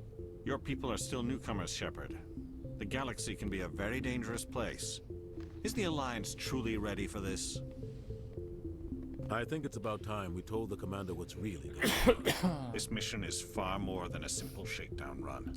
I figured there was something you weren't telling us. We're making a covert pickup on Eden Prime. That's why we needed the stealth systems operational. There must be a reason you didn't tell me about this, sir. This comes down from the top, Commander. Information strictly on a need-to-know basis. A research team on Eden Prime unearthed some kind of beacon during an excavation. It was Prothean. I thought the Protheans vanished 50,000 years ago. Their legacy still remains. The mass relays, the Citadel, our ship drives. It's all based on Prothean technology. This is big, Shepard. The last time humanity made a discovery like this, it jumped our technology forward 200 years. But Eden Prime doesn't have the facilities to handle something like this. We need to bring the beacon back to the Citadel for proper study. Obviously, this goes beyond mere human interests, Commander. This discovery could affect every species in Council space. Why didn't we keep the beacon for ourselves? You humans don't have the best reputation. Some species see you as selfish, too unpredictable, too independent, even dangerous. Sharing that beacon will improve relations with the Council. Plus, we need their scientific expertise. They know more about the Protheans than we do. The beacon's not the only reason I'm here, Shepard. Nihilus wants to see you in action, Commander. He's here to evaluate you. What's going on, Captain? The Alliance has been pushing for this for a long time. Humanity wants a larger role in shaping interstellar policy. We want more say with the Citadel Council. The Spectres represent the Council's power and authority. If they accept a human into their ranks, it shows how far the Alliance has come. Not many could have survived what you went through on Akuz. You showed a remarkable will to live, a particularly useful talent. That's why I put your name forward as a candidate for the Spectres. Why would a Turian want a human in the Spectres? Not all Turians resent humanity. Some of us see the potential of your species. We see what you have to offer to the rest of the galaxy, and to the Spectres. We are an elite group. It's rare to find an individual with the skills we seek. I don't care that you're human, Shepard. I only care that you can do the job. I assume this is good for the Alliance. Earth needs this, Shepard. We're counting on you. I need to see your skills for myself, Commander. Eden Prime will be the first of several missions together. You'll be in charge of the ground team. Secure the beacon and get it onto the ship ASAP. Nihilus will accompany you to observe the mission. What do you know about the Protheans? Just what they taught us in school. They were a technologically advanced species that ruled the galaxy 50,000 years ago. Then they vanished. Nobody really knows how or why, though I've heard plenty of theories. But everyone agrees, galactic civilization wouldn't exist without them. Their citadel is the very heart of galactic society, and without their mass relays, interstellar travel would be impossible. We all owe the Protheans a great debt. I'd like to know more about Eden Prime before we touch down. It's a peaceful farming world, but it represents something much bigger. Eden Prime is one of our oldest and most successful colonies. It proved we were ready to face the challenges of settling new worlds. to forge a place for humanity beyond Earth. It symbolizes humanity's growth and evolution as a spacefaring species. And after this, it will be known as the world where humans made a discovery of galactic importance. Huh. Looks like they changed, like, the facial animations. Why is this beacon so important? All advanced galactic civilization is based on Prothean technology. Even yours. If we hadn't discovered those Prothean ruins buried on Mars, we'd still be stuck on Earth. That was just a small data cache. Who knows what we can learn from this beacon? What if it's a weapons archive? We can't let it fall into the wrong hands. Like who? The Attican Traverse isn't the most stable sector of Citadel space. There are plenty of raiders and criminal groups active in the region. They might figure a Prothean beacon is worth the risk of attacking an Alliance ship. Plus, Eden Prime is right on the border of the Terminus systems. The Attican Traverse is under Citadel protection. If the Terminus systems attack, it's an act of war. Technically, yes. But some of the species in the Terminus might be willing to start a war over this. The last thing the Council wants is to get dragged into a major conflict with the Terminus systems. We have to keep this low-key. Why is this beacon so important? All advanced galactic civilization is based on Prothean technology. Even yours. If we hadn't discovered those Prothean ruins buried on Mars, we'd still be stuck on Earth. That was just a small data cache. Who knows what we can learn from this beacon? What if it's a weapons archive? We can't let it fall into the wrong hands. Just give the word, Captain. We should be getting close to Eden. Captain, we got a problem. What's wrong, Joker? Transmission from Eden Prime, sir. You better see this. Bring it up on screen.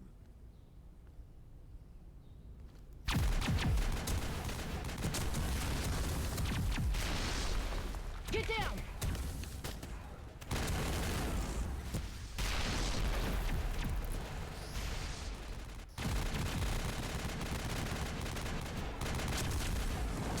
We are under attack, taking heavy casualties. I repeat, heavy casualties. We can't get evac. They came out of nowhere. We need.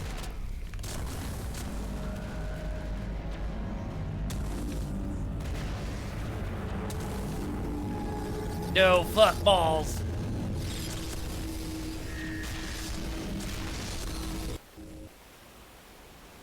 Everything cuts out after that. No comm traffic at all. Just goes dead. There's nothing. Reverse and hold at 38.5. Look, the restoration's great. This looks phenomenal. The textures look Status really report. good. 17 minutes out, Captain. No other Alliance ships in the area. Take us in, Joker, fast and quiet. This mission just got a lot more complicated. This game's like 13 years A small strike old. team can move quickly without drawing attention. 14 years old. It's our best chance to secure the beacon. Grab your gear and meet us in the cargo hold. Tell Alenko and Jenkins to suit up, Commander. You're going in. Alenko! So we're joined by Redshirt Jenkins, spoiler alert, but then we're joined by my BFF, Kaiden Engaging Alenko. stealth systems. Oh yeah. This, Somebody was doing some serious digging here, Captain. Xbox 360. This was like Your a team's prestige the muscle title. in this operation, Commander. Go in heavy and head straight for the dig site. What about survivors, Captain? Helping survivors is a secondary objective. The beacon's your top priority. Approaching drop point 1. Nihilus, you coming with us? I move faster on my own. Nihilus will scout out ahead. He'll feed you status reports throughout the mission. Otherwise, I want radio silence. We've got his back, Captain. The mission's yours now, Shepard. Good luck. We are approaching drop point 2. 3-person away teams, very Star Trek-y. Ship perimeter secure, Commander. Oh God, what happened here? Smells like smoke and death. Oh God, what happened here?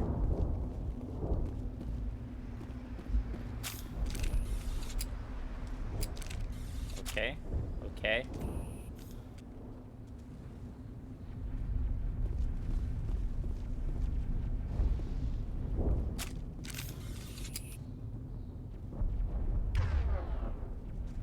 Oh, wow. Right. You give all of them shit, too.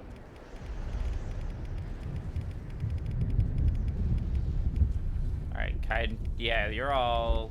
I want... No.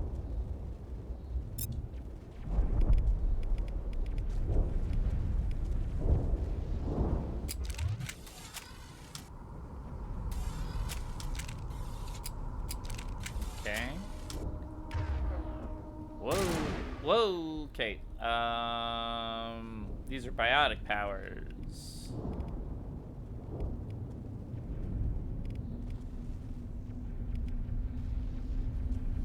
Map. Oh, there's one power that you can have at all times, and then the others. Interesting. Oh, yep. Okay. I'm in. I got this. I remember.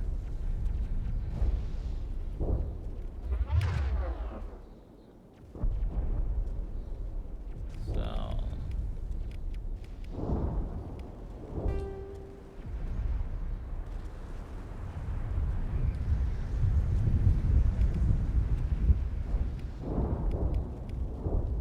I think I actually want that. Well, I think I want that, and I'll target throw. And that's how I command them to do that. Okay, so that's biotics.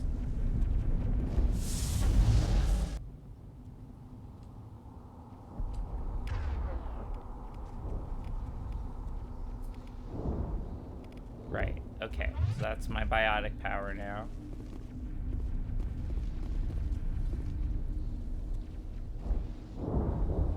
That puts everything away. I'll check you in a second. To me.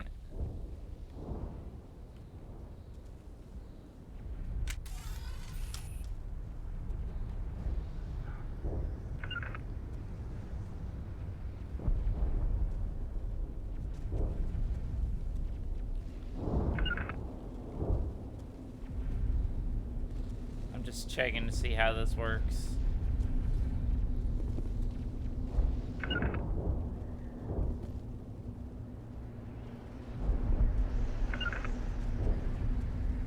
On me.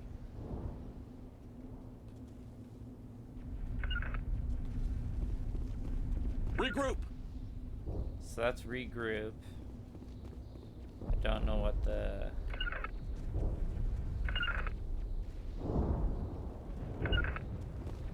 I mean, that's pretty good. I don't hate that. Rally round.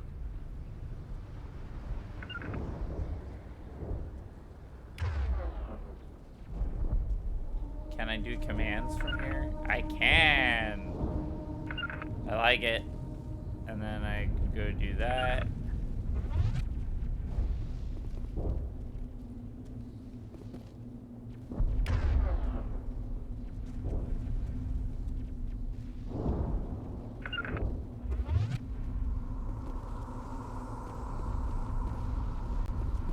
I think you'll fucking stay there.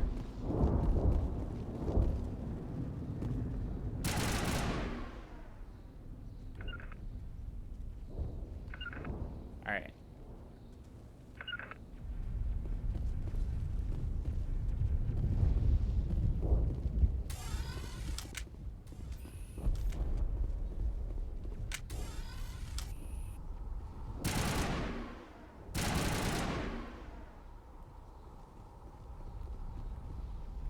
Crouch.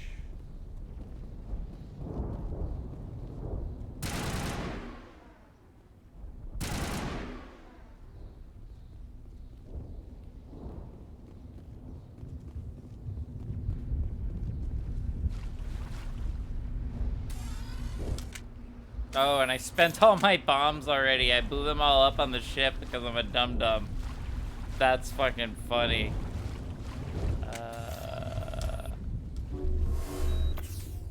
Okay, and that's how you waste a heal.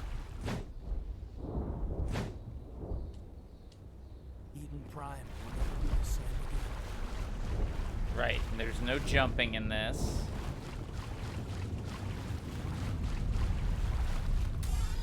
Alright.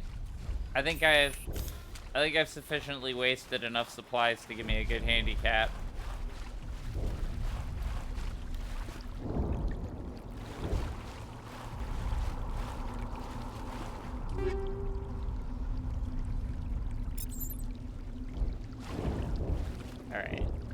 What do we got here? Squatties.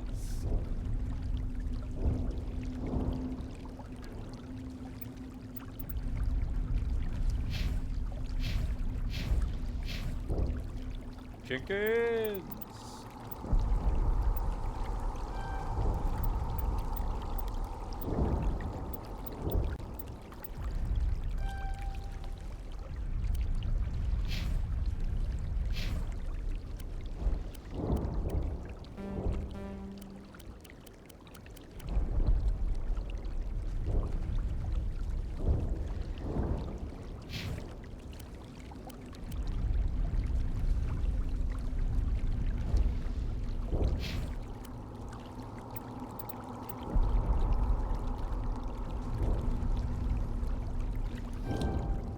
Barrier's super important.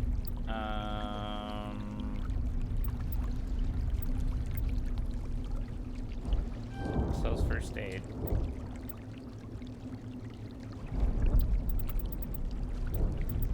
But then it's like decryption so that you can unlock things.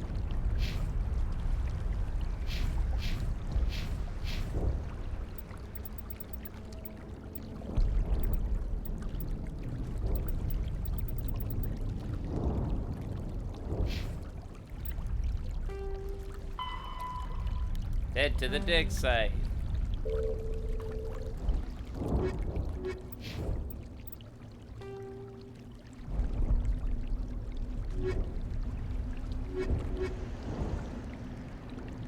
"50,000 years ago, the Protheans were the only spacefaring species in the galaxy. They vanished in a swift galactic extinction. Only the legacy of their empire remains. They are believed to have built the mass relays and the Citadel, which have allowed numerous species to explore and expand throughout the galaxy. Prothean ruins are found on worlds across the galaxy. While surprisingly intact for their age, functioning examples of Prothean paleotechnology are rare. Time and generations of looters have picked their dead cities and derelict stations clean. Some believe the Protheans meddled in the evolution of younger races. The Hanar homeworld of Kajay, for example, shows clear evidence of former Prothean occupation. The presence of a former Prothean observation post on Mars has caused a rebirth of interventionary evolutionists among humans. These individuals believe the god myths of ancient civilizations are misremembered encounters with aliens. The Terminus systems are located on the far side of the Attican Traverse, beyond the space administered by the Citadel Council or claimed by the Human Systems Alliance. It is populated by a loose affiliation of minor species, united only in their refusal to acknowledge the political authority of the Council or adhere to the Citadel conventions. Their independence comes at a price. The Terminus is fraught with conflict. War among the various species is common, as governments and dictators constantly rise and fall.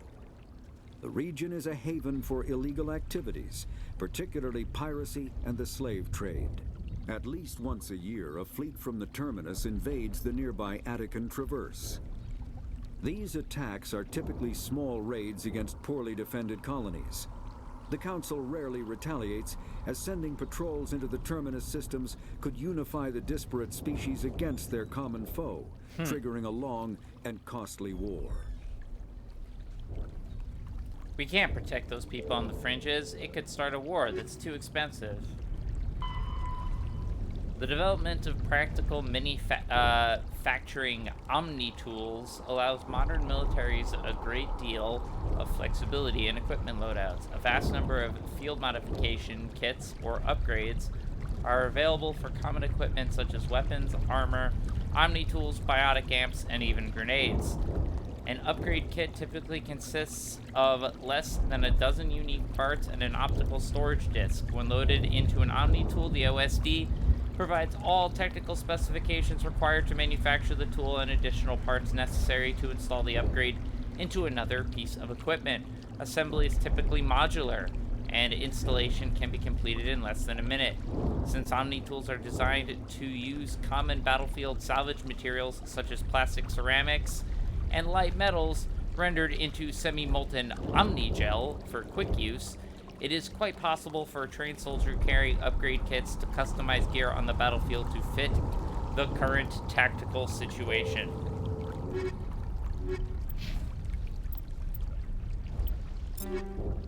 Heyo.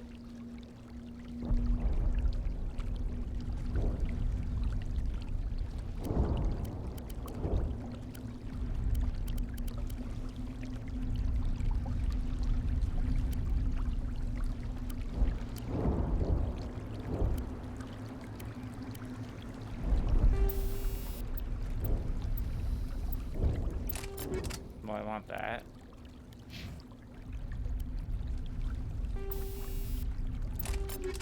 You get the toxic seals. Enjoy.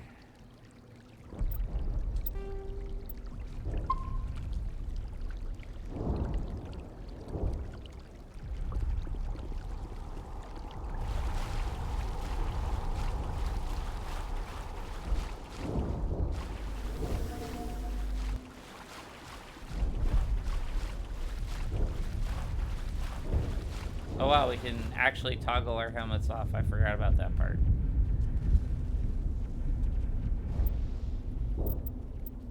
What do I look like with my helmet? Yes. Aesthetics. Always aesthetics. I feel like they would all wear their helmets right now.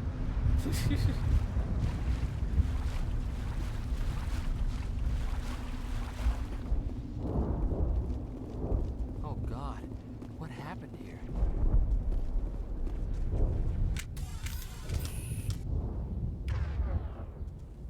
I don't want to. Okay.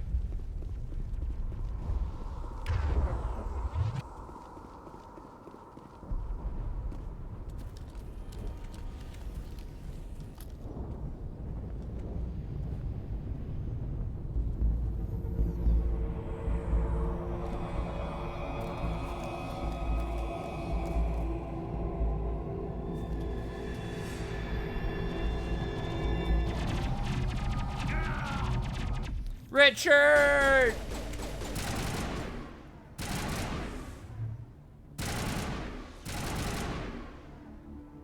I'll avenge thee, red shirt.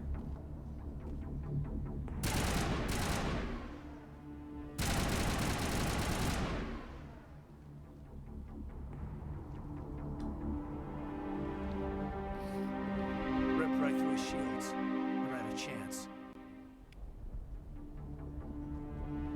We'll see that he receives a proper service once the mission is complete. But I need you to stay focused. Aye, aye, sir.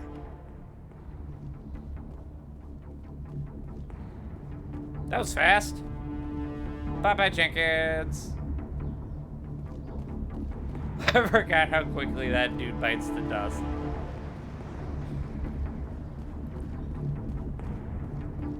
We're now in what I like to call the post-Jenkins Mass Effect era, which is considerably different than the pre-Jenkins Mass Effect era.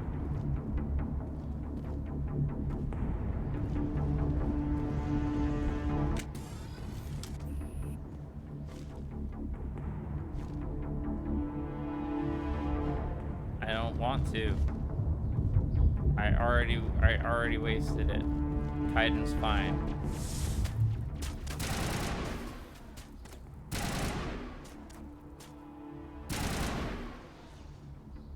Yeah, the hitboxes are crazy generous. A lot of bodies. I'm gonna check it out. I'll try to catch up with you at the dig site.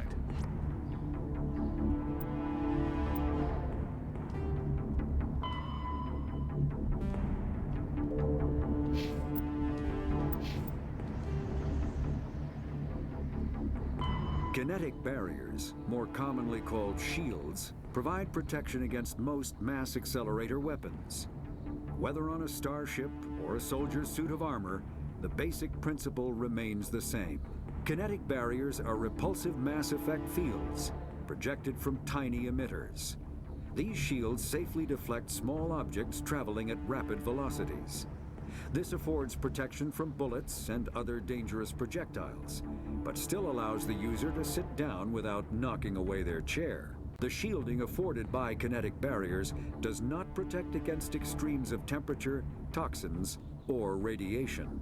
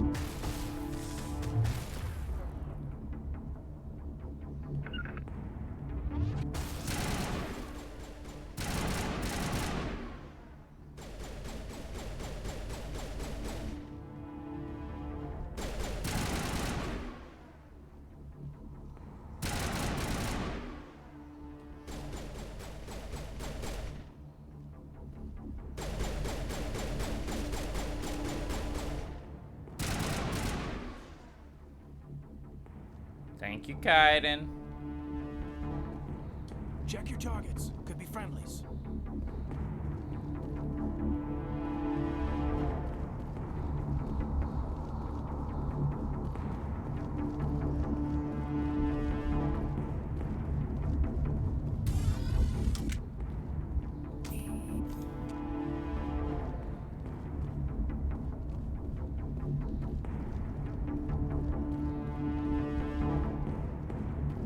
Look at that HDR, very nice.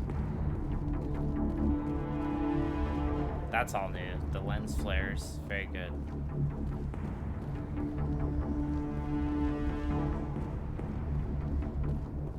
That's nice. That makes it feel like some of the later entries, which had that very beautiful stuff in it.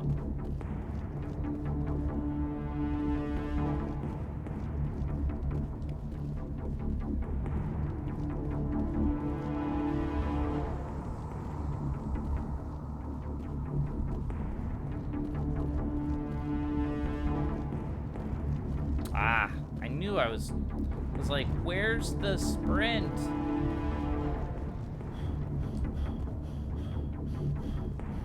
I know I can run.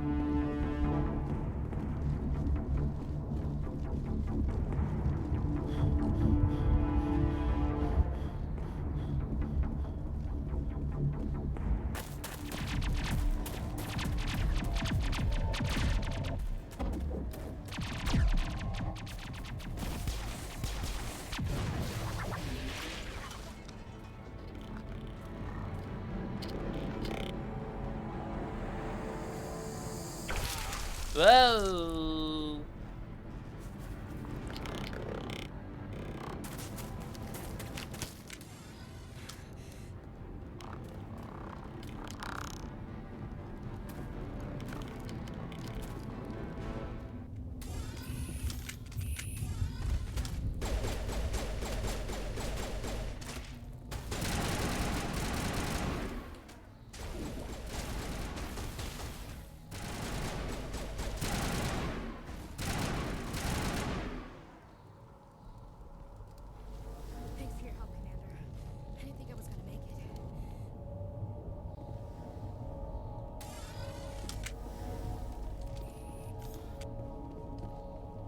Gunnery Chief Ashley Williams of the 212.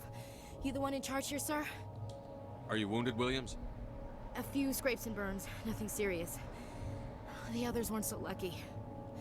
Oh man. We were patrolling the perimeter when the attack hit. We tried to get off a distress call, but they cut off our communications. I've been fighting for my life ever since. Where's the rest of your squad? We tried to double back to the beacon, but we walked into an ambush. I don't think any of the others... I think I'm the only one left. This isn't your fault, Williams. You couldn't have done anything to save them. Yes, sir. We held our position as long as we could, until the Geth overwhelmed us. The Geth haven't been seen outside the Veil in nearly 200 years. Why are they here now? They must have come for the beacon. The dig site is close, just over that rise. It might still be there. We could use your help, Williams. Aye, aye, sir. It's time for payback. What else do you know about the Geth? Just what I remember from history class back in school. They're synthetics, non-organic life forms with limited AI programming, created by the Quarians a few centuries ago. They were supposed to be a source of cheap labor, but ended up turning on the Quarians and drove them into exile. Well, after that, they just kind of disappeared behind the Perseus Veil. Nobody's really heard much from them since. Tell me everything you know about the beacon. They were doing some digging out here to extend the monorail and expand the colony. A few weeks ago, they unearthed some Prothean ruins, and the beacon. Suddenly, every scientific expert in the colony was interested. That's when they brought us in to secure the site. I don't know much about the beacon itself, but I heard one of the researchers say this could be the biggest scientific discovery of the century. What happened to the researchers at the dig site? I don't know. They set up camp near the beacon. The 232 was with them. Maybe their unit fared better than mine. Describe what happened leading up to the attack. We were sent out a couple of nights ago from the main colony to secure the area. Seemed like a routine patrol, until the Geth hit us. We never knew they were coming.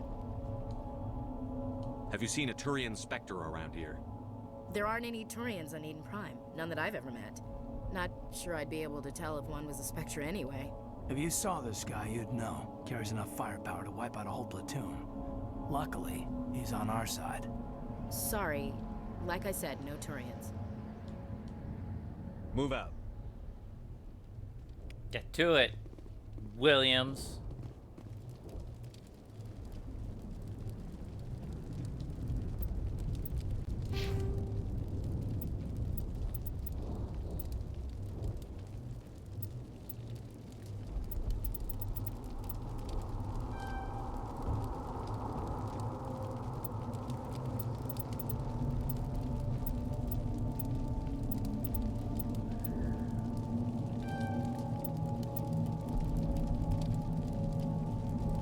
She's a soldier.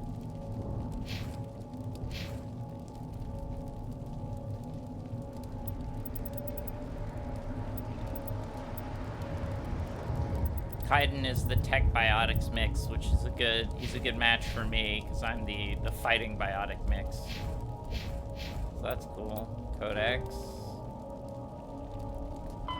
The Geth are a humanoid race of networked AIs. They were created by the Quarians 300 years ago as tools of labor and war. When the Geth showed signs of self-evolution, the Quarians attempted to exterminate them. The Geth won the resulting war. This example has led to legal, systematic repression of artificial intelligences in galactic society. The Geth possess a unique distributed intelligence. An individual has rudimentary animal instincts, but as their numbers and proximity increase, the apparent intelligence of each individual improves. In groups, they can reason, analyze situations, and use tactics, as well as any organic race. Geth space is located at the trailing end of the Perseus Arm, beyond the lawless Terminus systems. The Perseus Veil, an obscuring dark nebula of opaque gas and dust, lies between their space and the Terminus systems. So they're like way out there. They don't live anywhere close. Wait, alright.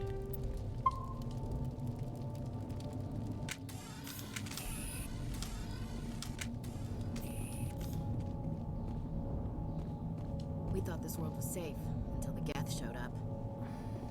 Smells like smoke and death.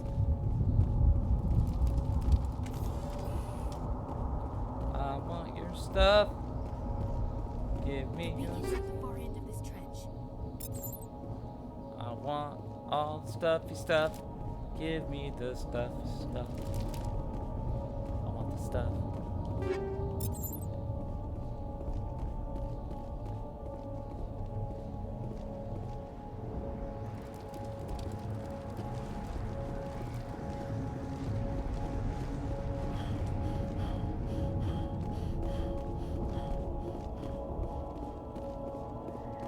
I already grabbed that mini gel. Great.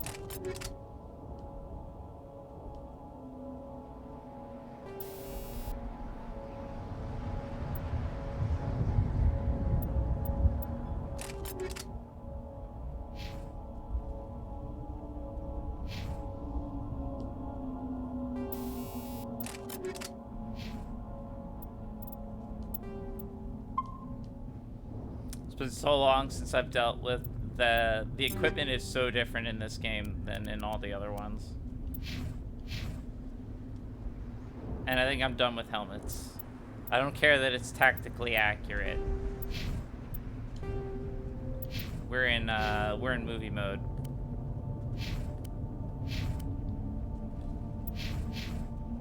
There we go. Let's do this. It's movie time.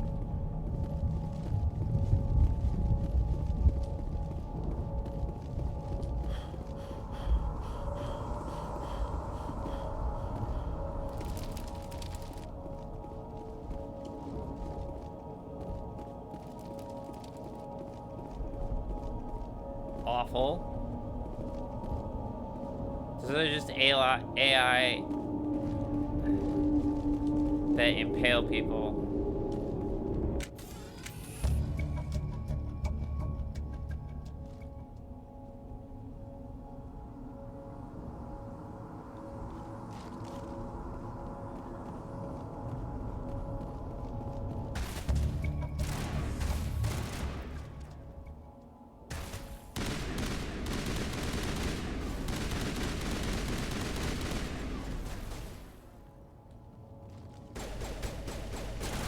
What grenades?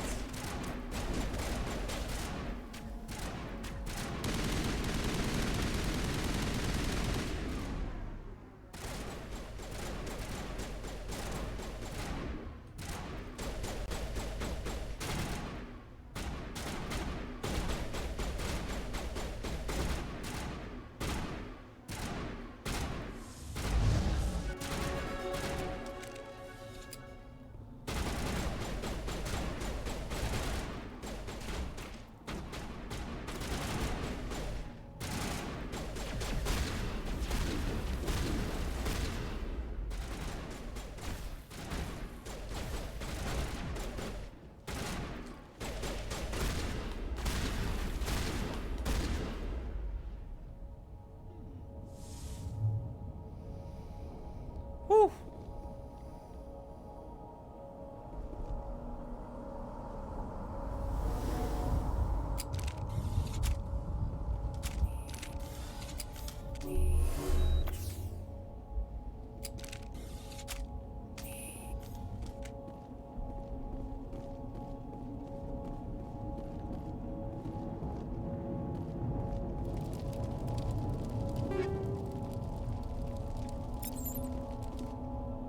This is the dig site.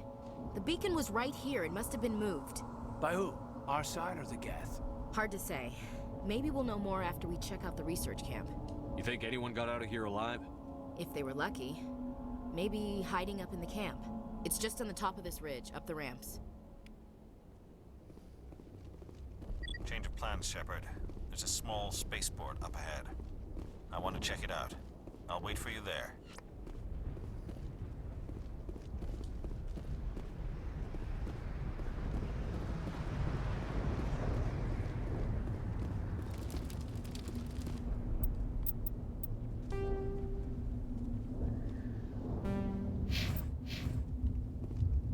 Wrong way.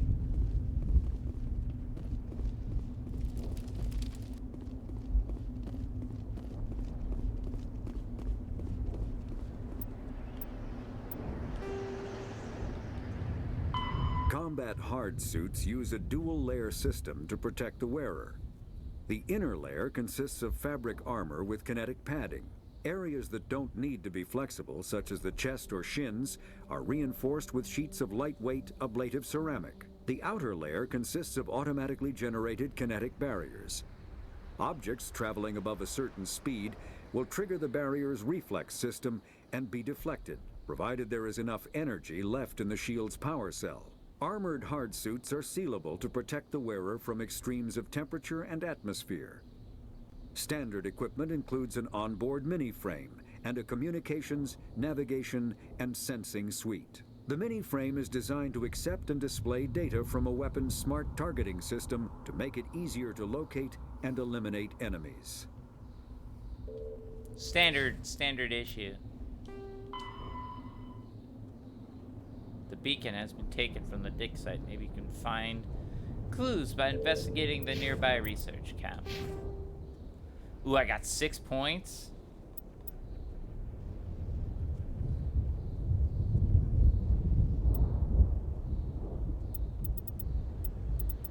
You want tactical armor pretty quickly. You really want to be able to get to medium armor as a vanguard as fast as possible. And I'm using assault rifles a bunch. I have as much charm as I can get. I'll invest in this later. I think I'm gonna gun it. Yeah.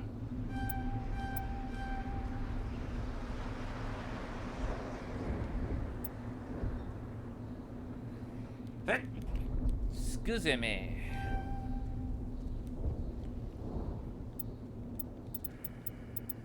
And then barriers also super important. So how much do I need?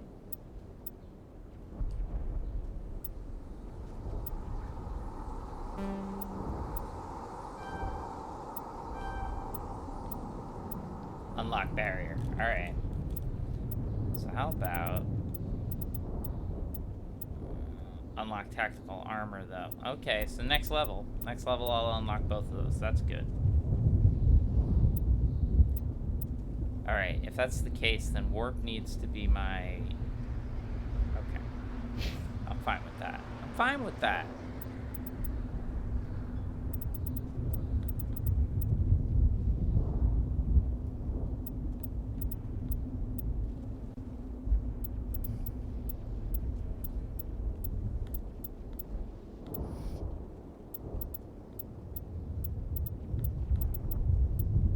Decryption's really important.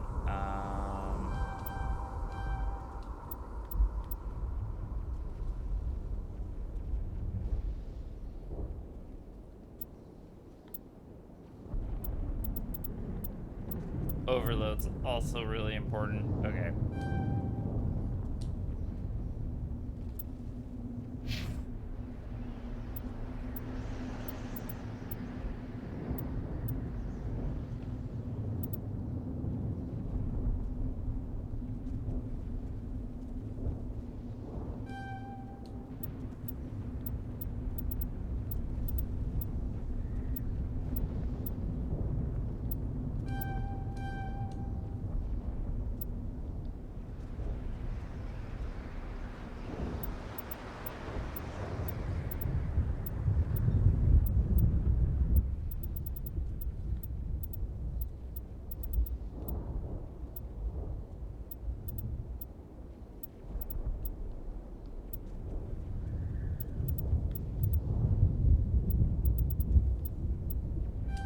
let's make you tougher.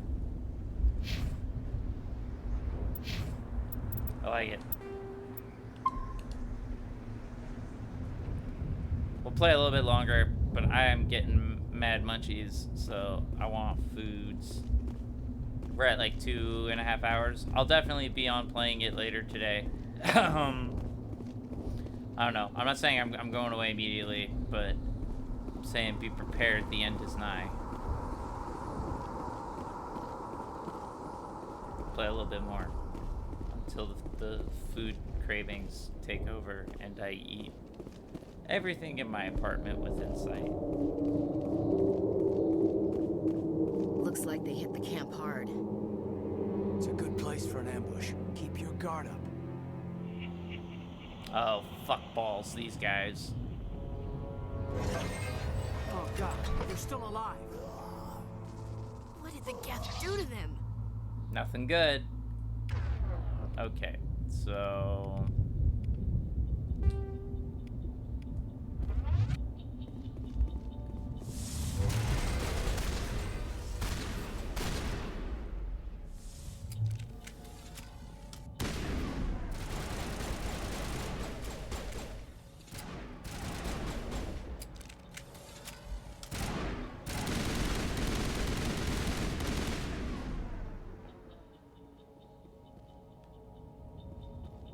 Anyone else?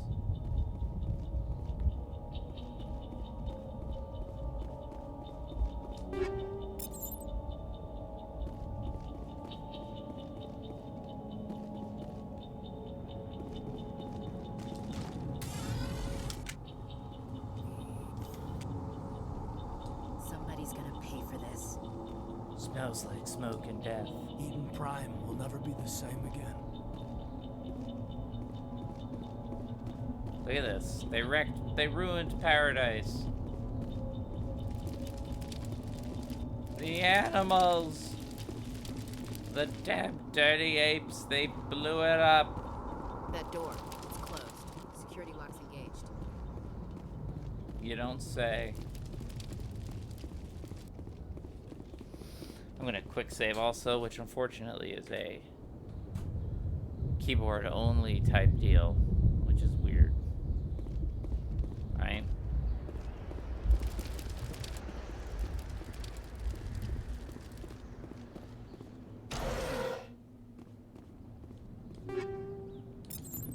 We'll go through all this gear after the next conversation scene.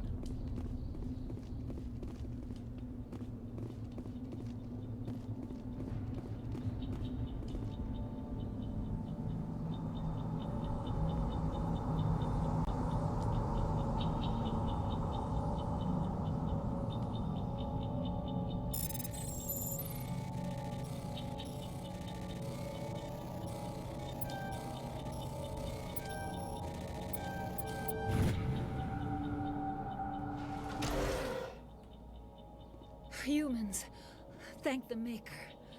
The Maker? Close the door before they come back. What are we in Dragon Age? Thank the Maker.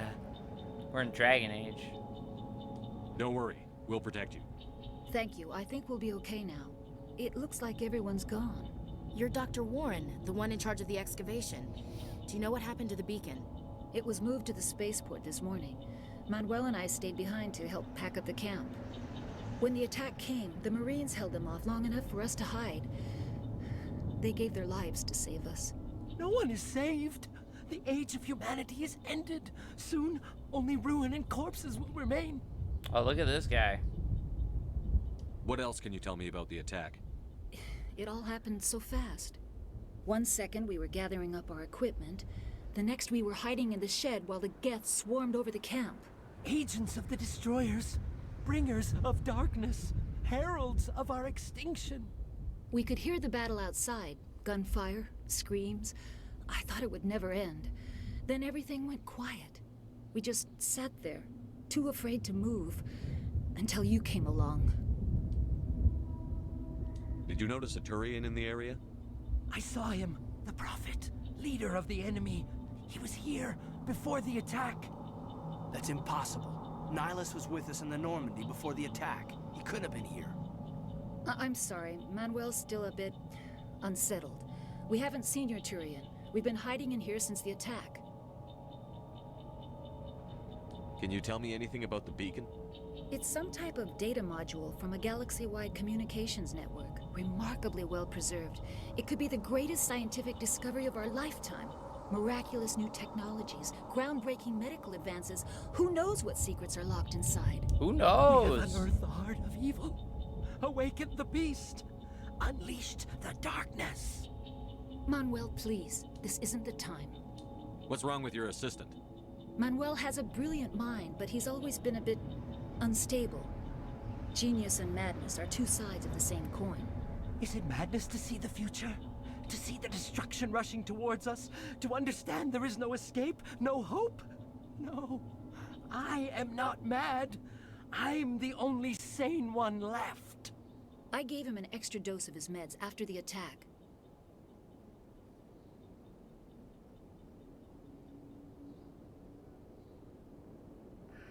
Williams, take us to the spaceport. You can't stop it. Nobody can stop it. Night is falling. The darkness of eternity. Hush, Manuel. Go lie down. You'll feel better once the medication kicks in. Wow. I usually punch that guy. You're wasting your time. The age of humanity is over. Our extinction is inevitable. Manuel, I need to ask you something. It's probably best if you just leave him alone. I don't have time for this. Time? Our time is over. Yes? Is there something you need? We better get moving. Good luck, Commander. Luck won't save you. Oh, that dude. I want to punch him. I may do it. I may do it, people. After the Geth secure a location, they round up and impale dead and living bodies on mechanical spikes. The spikes rapidly transform these victims into withered husks, extracting water and trace minerals, and replacing them with cybernetics. The cybernetics reanimate the lifeless flesh and tissue, transforming the bodies into mindless killing machines. Zombies! Some Alliance soldiers refer to the husk-generating spikes as dragon's teeth, a reference to the mythological berserkers who sprang up from the earth wherever the teeth of the dragon Eris were planted. Dragon's teeth and husks bear little resemblance to other pieces of Geth technology. No one is sure why a synthetic race would bother to drain the minuscule amount of recoverable resources from organic corpses, though the value of reusing them as shock troops is obvious. Weirder and weirder. Equipment. Assault rifle is less interesting. Shotgun is also less interesting. These are bullshit weapons. Alright.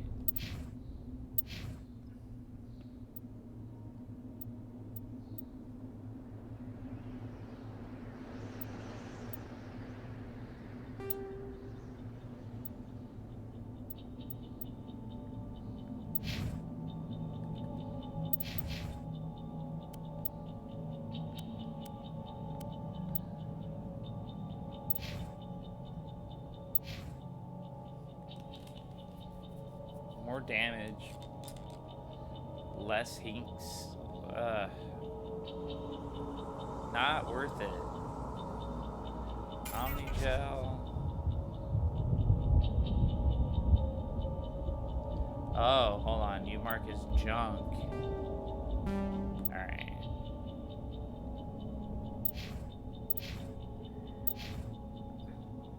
I don't want either of these.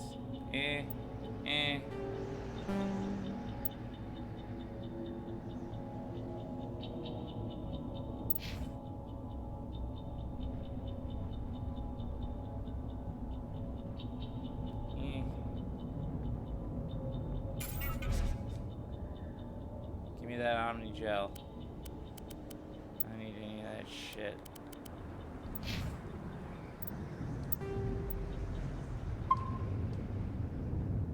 Alright. I think the foods are calling me, everybody. So I'm gonna go. I'm probably gonna go eat, and then I'll be back on later today to play more of this or Destiny or Control or something else. But this is in the rotation now, and the character's made, so all the boring shit's done. We're now playing the game. Huzzah! So thank you all for watching me way too early in the morning play video games. All right, I'll see you all later. Goodbye. I love you.